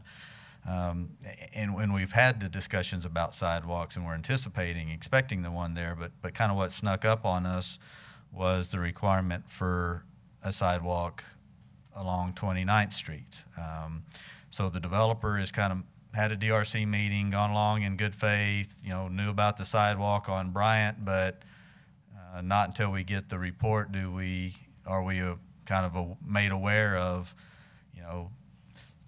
the sidewalk requirement on 29th. It's a wide street. You already kind of it's developed. You've got the parking lot. You've got the use going on there. So I don't know if I guess they'll continue on with it and just eat that cost. It's just not something they were anticipating. They went ahead and went under contract and not, not knowing, not expecting to have this sidewalk added to them. And that's a fairly, over 600 feet of sidewalk added to them. And if you go out there and look on 29th Street, between the back of curb and the parking lot, there's no, what I would call a desire path shown there, that people are using that there's a large amount of pedestrian activity there that would beat down a trail, and you see that the people are needing that there's now this desire and or a need based on use for the sidewalk. So we would ask, and we didn't get a chance to ask for a variance from this because it was never brought up in the DRC meetings that we would be having this sidewalk requirement for the one on 29th Street. Now, if we could defer it or tie it to because there's a large area that's undeveloped at 27C, the thought is at some point in the future, maybe, and I think they have a first right or something agreement with the people that put in this multifamily there, I think, to maybe that may be another phase of multifamily. So maybe when that comes in, maybe we can make it a condition for the next building permit tied to 27C. So okay. If we could defer that to some kind of construction on 27B, that would be very helpful for us and what the user for 27B is needing to accomplish. Thank you. Thank you. Anyone else wish to speak on this case? Please come forward. All right, I'm going to close public comment. I understand exactly what you're saying there, Russell, and that strip center was built without a sidewalk in the front for whatever reason. So it would seem to make sense to at least defer it until the development of lot 27C, that back portion, took place. Anyone else have thoughts or comments or wish to make a motion? Yeah, I'll move approval with the deferral of requirement of sidewalk along 29th until 27C is developed. Second. Okay, we have a motion and a second to approve with the deferral of the sidewalk on 29th Street until the back portion of lot 27C is developed. All in favor say aye. Aye. Aye. Opposed? 4-0. Seventh replat in Tract 1, Section 29, Lot 1C and 1D, Block 46, the Bluffs Edition. Public hearing and consideration of a request for approval of a replat of the Bluffs Edition, Lots 1C and 1D, Block 46, generally located southeast of the intersection of Drexel Drive and FM 2288. Ms. Bailey. Yes, as you indicated, this is 3.30 acres. It is southeast of the corner of FM 2288 and Drexel Drive. The zoning is general commercial. The future land use is commercial for this area. It's in District 6 with Billy DeWitt as the representative, and it's part of the Bluffs neighborhood. What we're looking to do on this is actually this area, which is now one lot, is being divided into 2 lots. There will be development on both this one and this one in the near future. In the discussion with the applicant, it specifies that there will be sidewalks on the plat. That was part of the original planning that was done on that, and the applicant agrees to that.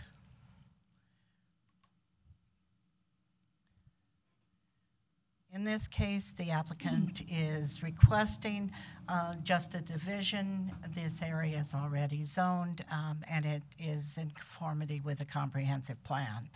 The proposed replat will provide direct and abutting access to FM 2288 in Drexel Drive.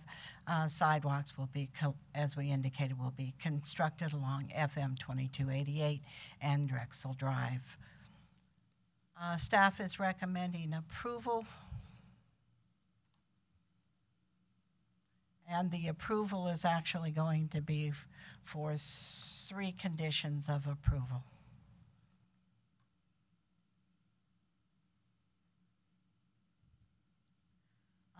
Copy of the tax certificate, and let me back off of that. We received very late in the game some of the conditions from engineering, so we added those in. Copy of the tax certificate, it is required. Submit plans for the proposed installation of the sidewalks. Submit a drainage study and construct necessary improvements. Submit plans for the proposed installation of a sewer main and required sewer connections. Post a sign on Drexel restricting commercial traffic for deliveries. We have talked with operations.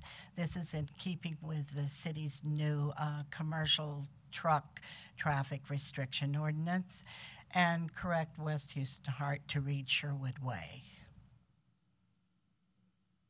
Are there any questions? No questions. No questions? Are you sure? We're going to open it up for public comment. Anyone wish to speak on this case, please come forward.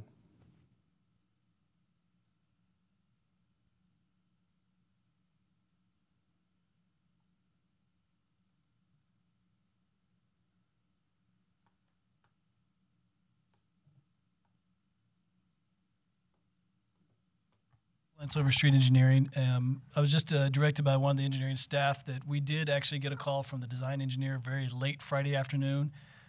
Since this area has had a preliminary drainage study, they have asked that we waive the final drainage study on that extra piece until they actually have the site plan in place. And so we would be on board with waiving that, the requirement for the drainage study until we have the site plan. And that was actually brought into our office, I want to say, like around 4:30 Friday afternoon. So. Okay. Thank you. Anyone else wish to speak on this case? All right, I'm going to close public comment. Anyone wish to make a motion or share their thoughts? Motion to approve with the request of Lance being part of that. Okay. We have a motion. Second. And a second to approve as presented by the staff with the exception of deferral of the drainage study. All in favor say aye. Aye. Aye. Opposed? 4-0. Related comprehensive plan amendments and rezonings. City Council has final authority for approval of comprehensive plan amendments and rezonings. CP 19-01, Raspberry. Public hearing and request for approval of an amendment to the City of San Angelo Comprehensive Plan, changing certain lands from the neighborhood center future land use to the industrial future land use on 8.98 acres located in the southeast, at the southeast of East Houston Hart Expressway Frontage Road and Smith Boulevard. Actually, if you wouldn't mind reading both the comprehensive plan amendment and the zoning one, I'd like to put the two together. Z19-09 Raspberry, public hearing consideration of a request for approval of a rezoning from the general commercial zoning district to the light manufacturing zoning district on 8.98 acres located at East Houston Hart Expressway frontage road and Smith Boulevard. It's a tongue twister. That's a tongue twister. This came to staff a short while ago as a discussion for building on this particular lot. We first looked at a conditional use for that lot because the intended use in this case is for a sausage smoking and processing small building on that lot. But the more that we looked at the site and we looked at the general area, and if you look, and I'll show shortly, the area going to the east, this entire area is an industrial use area. So we've decided to go to the larger approach for both a comprehensive plan amendment and to go for a rezoning. In this case, it is all of Tract 3 that is being considered, so it's both lots, or both portions of Tract 3. The comprehensive plan amendment will take it from neighborhood center to industry, and the rezoning will go from CG to light manufacturing. This is in District 4, Lucy Gonzalez, and it is in the Paul Ann neighborhood.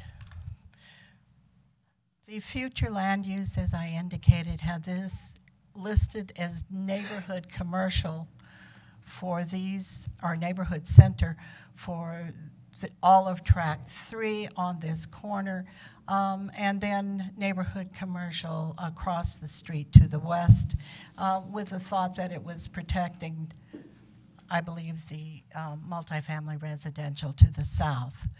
But if you look at the use in the area, it's industrial, as I indicated, all the way to the east. It's also industrial use to the south of this lot. So keeping that as a neighborhood center doesn't make sense, and staff is recommending in this case that it go to industry. In that case, the current zoning is general commercial, and that's a large area of general commercial, but general commercial would not allow the proposed industrial use. And so staff is recommending that it also go to light manufacturing. This is a piece of the property, all of Tract 3, looking to the east and then looking to the south.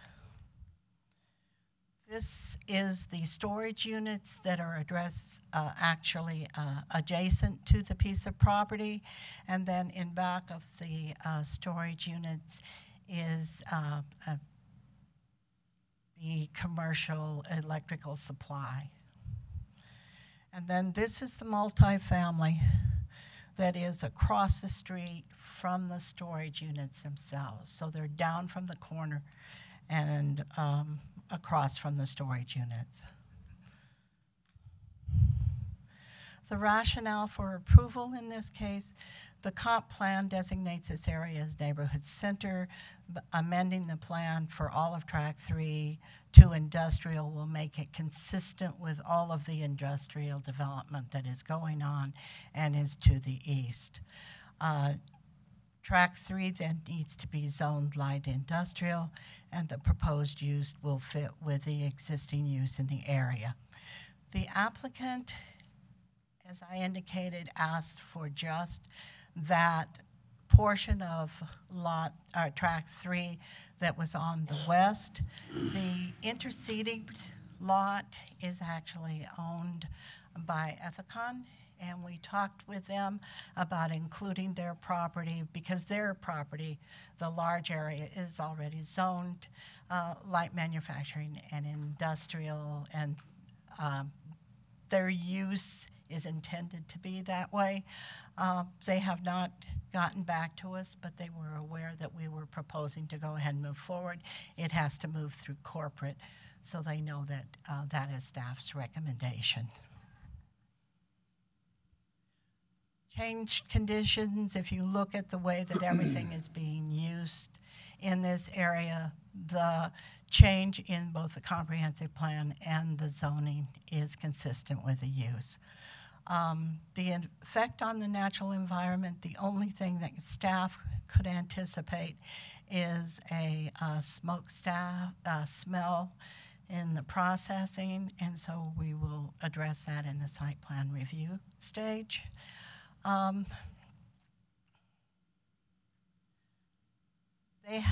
The applicant has a contract with HEB, so they are going from a small cottage industry into the development of the larger processing industry, and therefore they need the 3,200 square foot building. And the requesting zone change will continue with the industrial pattern of the area. We sent out 6 notifications. We had 0 in opposition and 0 in favor. 2 actions are necessary for this request, and staff is recommending approval of the comprehensive plan amendment from neighborhood center to industrial, and we are recommending approval of the rezoning from general commercial to zoning district to the light manufacturing zoning district. And staff would recommend that you act with 2 separate actions. Are there any questions? No questions. Thank you.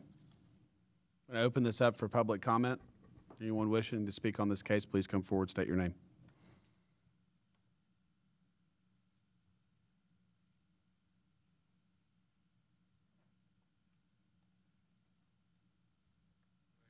Curry, this is actually what I was here for. The other thing just kind of came up. This is my son-in-law, Kurt Raspberry. By the way, there is no P, R-A-S. Raspberry. He owns and started Dry Brooders Sausage, 3 brothers, his 3 sons, and they've done pretty well, and I own that piece of property, which actually I can get my partner's name. Got great ingress and egress, so I'm going to partner with him, and we'd like to make some sausage. Like this is a good place to do it, and would appreciate your support. Okay. Any questions for us? Is this the same sausage that's sold on Airport Road? Yes. It's good. Yeah, it's good. They do all the work. I'm just going to be a silent supporter. Thank you.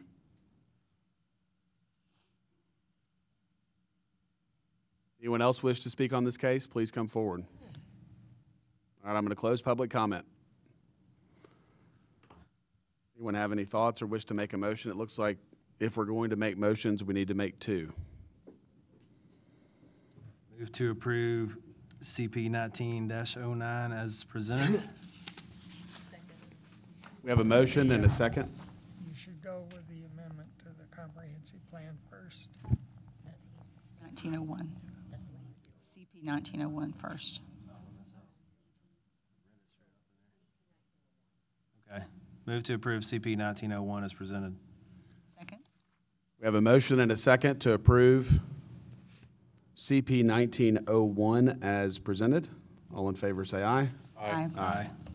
Opposed? None. 4-0. I make a motion to approve the zoning change. Second. 1909. We have a motion and a second to approve Z19-09. All in favor say aye. Aye. Opposed? 4-0. Rezoning. City Council has final authority for approval of rezonings. PD 19-06 Benson. Public hearing consideration of request for approval of a rezoning from low-rise multifamily residential zoning district to the planned development zoning district to allow retail sales and service uses and offices with type 1 outdoor storage being 1.425 acres located at 3824 Green Meadow Drive. Mr. Fisher. Commissioners, Jeff Fisher again, Principal Planner, PD 1906 Benson. This proposal for planned development is on 1.425 acres. It's north of Green Meadow Drive and Bermuda Drive. The proposed rezoning is from the current low-rise multifamily residential RM1 to a PD. It's in District 6, Billy DeWitt's neighborhood in the Bonham neighborhood. The future land use is commercial, and as mentioned, the current zoning is RM1. This is looking down. So the applicant is applying for a plan development that would allow retail sales as well as office warehousing. So basically, they're retail sales components, but they'll have a warehousing area in the back. So about 50% of so out of that plaza, and I'll show you the concept plan in a minute, there'll be 7 units. Each of the units will have the retail and office in the front, indoor storage only in the back. So this is looking west. So as you go on the south end, you have some residential homes here. As you go further east, though, it's predominantly commercial, and there are some apartment buildings as well on the south. So this is sort of an area in transition. We had an application that you all approved for a telecommunication tower last month, so that's where that's going to go, behind a future maintenance and shop building over here. And then as you get further towards southwest, Southland, you've got McDonald's. So the applicant's proposing, has submitted a concept plan with this PD for a 12,600 square foot indoor office facility that includes a warehousing component. They've got adequate parking, and they would comply with the underlying CG standards within the PD. That's what we're requesting. This is a sample elevation. A similar project was done in Lubbock, the South Slide Business Park, and so the front of the buildings that are facing Green Meadow and the homes will have more articulation, aesthetics, either stucco or ephes or something of that nature towards the front of the building, visible from the street. Staff is recommending approval based on the following. We believe it's compatible with the plans and policies in the comprehensive plan, which is commercial. So essentially you have Green Meadow Drive.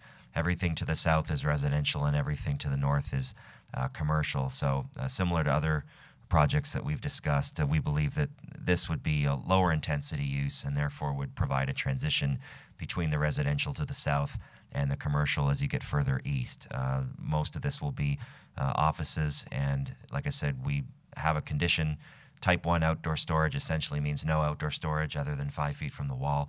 So, if they're just putting in, I guess, stacking some crates or something, that would be okay. But this would avoid any potential of unsightly operations. As you go to the north of the property, you're in the FEMA flood zone, and that's city land, so there's really not any development that could take place likely behind there for many years to come. It will comply with all the CG zoning standards. As mentioned, the front elevation will be of quality design.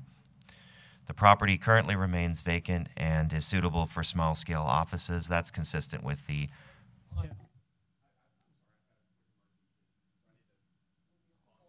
We'll just have to pause until you can... We need to pause. I'm sorry. I need to take a quick break for an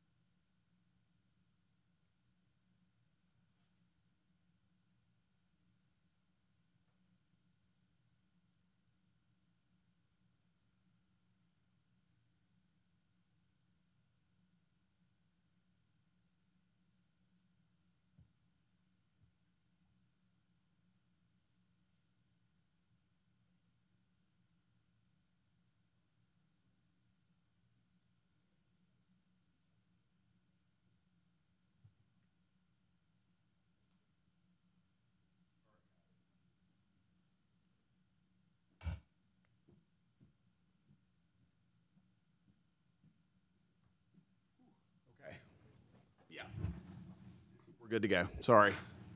My wife was in a car accident. I'm just making sure she was okay. Okay, please proceed.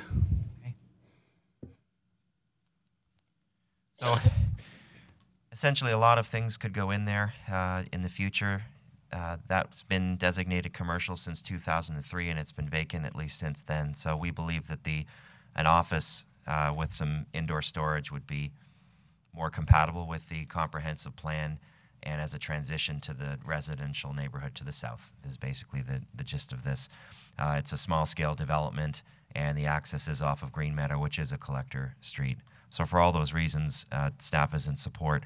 24 notices were mailed. We received one in favor from the owner. I've provided you with that, and none in opposition. And staff is recommending approval of the rezoning from the low-rise multifamily residential district RM1 to a planned development PD zoning district to allow retail sales and service uses and offices with type 1 outdoor storage on the subject property, subject to the following 4 conditions of approval. Compliance with the CG zoning development standards, which the concept plan shows that they do. Overall use in accordance with the approved concept plan. Submit a final site plan, elevations, and a landscape plan. That will be required, and the applicants agreed to do that. That'll go to planning staff and the director for approval, and any and all lighting shielded and downward emitting. This concludes staff's presentation. Any questions or comments? No, sir. Thank you. We're going to open it up for public comment.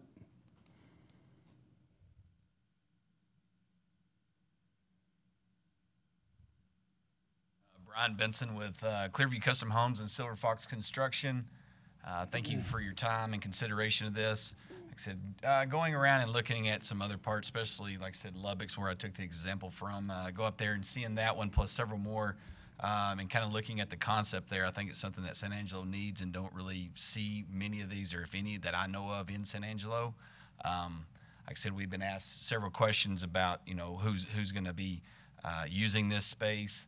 We're building it simply for investment purposes, but I don't, it varies. So I told them, see what we can do there, but it'll vary from, like I said, on that sign had a chiropractor up there, from contractors to lots of different things. But I think this is something that San Angelo needs, and kind of see where we can go from here. So if you guys have any questions, I'm here to answer them.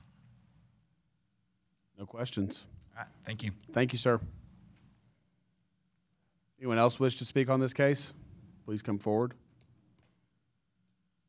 All right, we're going to close public comment. Anyone have any thoughts or wish to make a motion? Make a motion to present it, move as presented. Second. We have a motion and a second to approve as presented. All in favor say aye. Aye. Aye. Opposed, 0. 4-0. All right, skipping down under conditional uses, CU 19-10, FARV. Public hearing and consideration of a request for approval of a conditional use for a bed and breakfast in the single-family residence zoning district on property located at 2458 Fisherman's Road. Avery, sorry.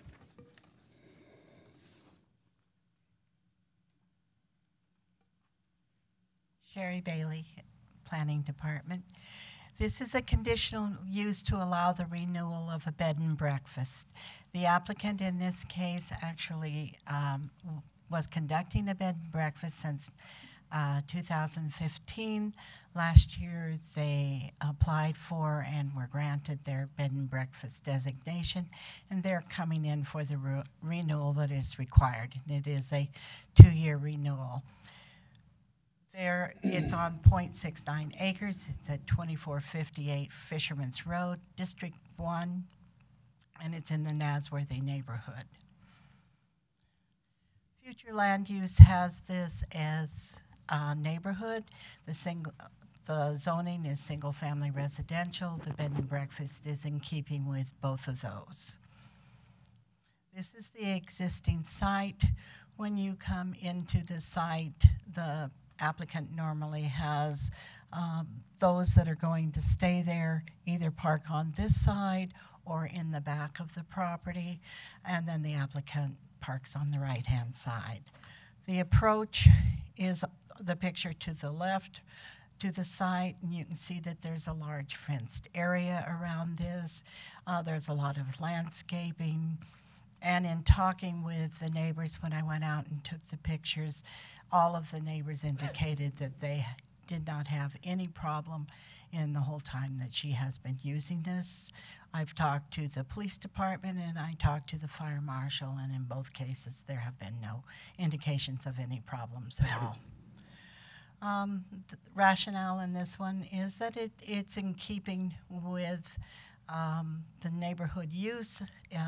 It has the fencing, the parking, the entrance area is identified, and the conditional use in this place, as I indicated, has been there since 2015 and has not had a problem. We had 7 notices mailed out. Up until this morning, we had 0 in favor and 0 in opposition. This morning, I received 1 in favor. She lives directly adjacent to this piece of property. She says she's never had a problem and recommends approval. And staff is recommending approval with 2 conditions, that the owner shall maintain all of the off-street parking as is required and manner consistent with Section 406 and Section 511 of the zoning ordinance, and the property owner shall maintain the bed and breakfast operation in the manner that we've required and include a renewal in 2 years. Are there any questions? No, thank you. Appreciate it. I open this up for public comment. Anyone wishing to speak on this case, please come forward. All right, we're going to close public comment. Anyone wish to make a motion? Motion to approve is written. We have a motion and a second to approve as proposed. All in favor say aye. Aye. Aye. Opposed? 4-0. Text amendment. City Council has final authority for approval of text amendments. Public hearing and consideration of an amendment to the city's land development and subdivision ordinance, Chapter 1, general provisions requiring platting for the combining of land exempting adjacent single-family residential lots under common ownership from replatting and revising the floor area exception for properties with existing buildings. Chapter 3, definitions, removing redundant language from the definition of subdivision. Chapter 5, procedural requirements for subdivisions, modifying expiration of plats. Chapter 6, guarantee of performance, creating a deferral of obligation option and extension of performance guarantees with a developer's agreement. Chapter 9, subdivision design policies, allowing for the deferral of drainage studies and authorizing the city manager as the approval authority. And Chapter 11, water facilities. Chapter 12, wastewater facilities regarding installation of service connections. Mr. James. Thank you. John James, Director of Planning and Development Services. We've gone over this a number of times, including at the last meeting, and you all tabled, you wanted a little more time to look at it, as well as directing us to go back and work on a particular issue. And so we've done that. For the most part, I'm going to address that issue that has changed since last time that you asked us to look at. We met with Mr. Gully, came up with this. This is related to service connections. And so we've come up with a proposed change to Chapter 11, Section 1, subsection B2, basically adding the text you see there in red. Right now it says service connection shall be provided, basically, period. There's a little more there. But this would say this requirement may be deferred to a later stage of the development process at the discretion of the Director of Public Works or their designee. This would make this language consistent with some language we also have in the drainage plan section that basically allows for a deferral.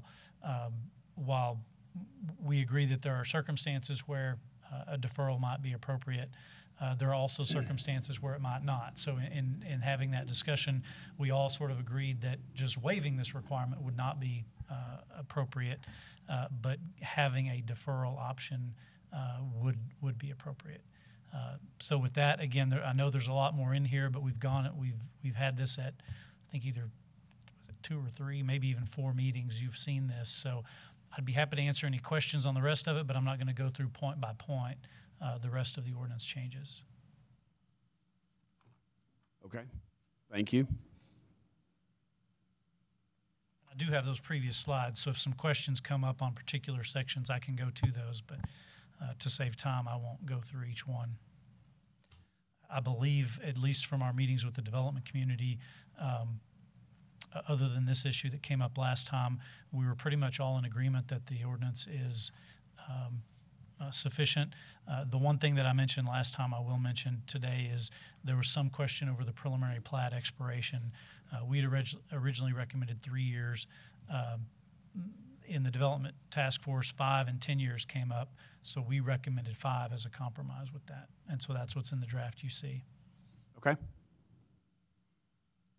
Anyone have questions for Mr. James? All right. I need to open this up for public comment. Sorry, it looked like Terry had a question. Yes. Okay, so on section 5, and on the second page, it's under item 2C. So all resulting parcels meet minimum requirements of zoning ordinance. And is that reflected under the section A or section VA of that, the minimum requirements, or where is that? Where are the minimum requirements stated? Can you repeat where you are? What at the bottom of your page does it say? One of Page 14. 2 of 14. Page 2 of 14. Top Top. C. All resulting parcels meet minimum requirements of the zoning ordinance. So chapter 1, Yes. general provisions, section Correct. 5, applicability. So, and then what's the question? Where are the minimum requirements stated? Oh, that's in the zoning ordinance. So basically what that means, you can't plat a lot if you're in, say, RS1 zoning and the minimum lot size is 6,000 square feet. Or We 5. won't let you plat a lot that's 5,000 square feet. And so those requirements aren't actually in this ordinance, but they're basically saying you can't create a lot that conflicts with the zoning.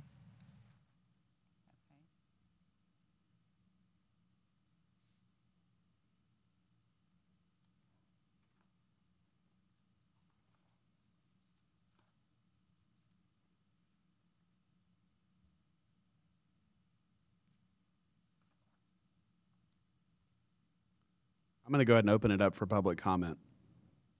Anyone wish to speak on this matter? If you would, please come forward, state your name.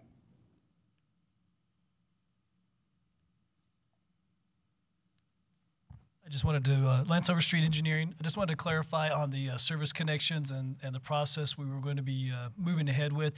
If you guys allow those to be deferred at the discretion of engineering or whoever the designee is, we are looking at putting together an SOP that would guide how that is going to look for those waivers. So that way it's not going to necessarily be a case-by-case or person-by-person change. There would be an SOP in place looking at what the size of the lot is, if it's a new street, if it's an existing street, if there are services there. The whole idea of that would be to minimize the number of cuts on new streets and the number of taps on new lines. And so we have spoken with Mr. Gully, and the plan is if you guys approve this, we will be taking something to the development task force to get everybody's buy-in as to how that would look and how that would be guided. So just so you guys understand That the sounds direction great. of that. So. Thank you, Mr. Overstreet.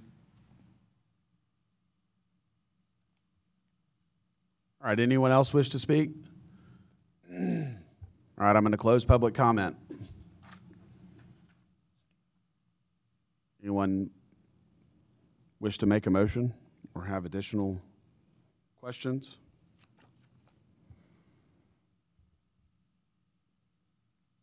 Motion to approve. Second. All right, we have a motion and a second to approve as presented. All in favor, say aye. Aye. Aye. Opposed? 4-0. Director's report. I don't have anything to add today. All right. Future meeting agenda. The next regular meeting of the Planning Commission is tentatively scheduled to begin at 9 a.m. Monday, July 15th in council chambers of the McNeese Convention Center, 501 Rio Concho Drive. Adjournment. Motion to Anyone adjourn. wish to make a motion? Make a motion to adjourn. We have a motion and a second to adjourn. All in favor, say aye. Aye. Aye. Opposed? We are adjourned. It is 11:53.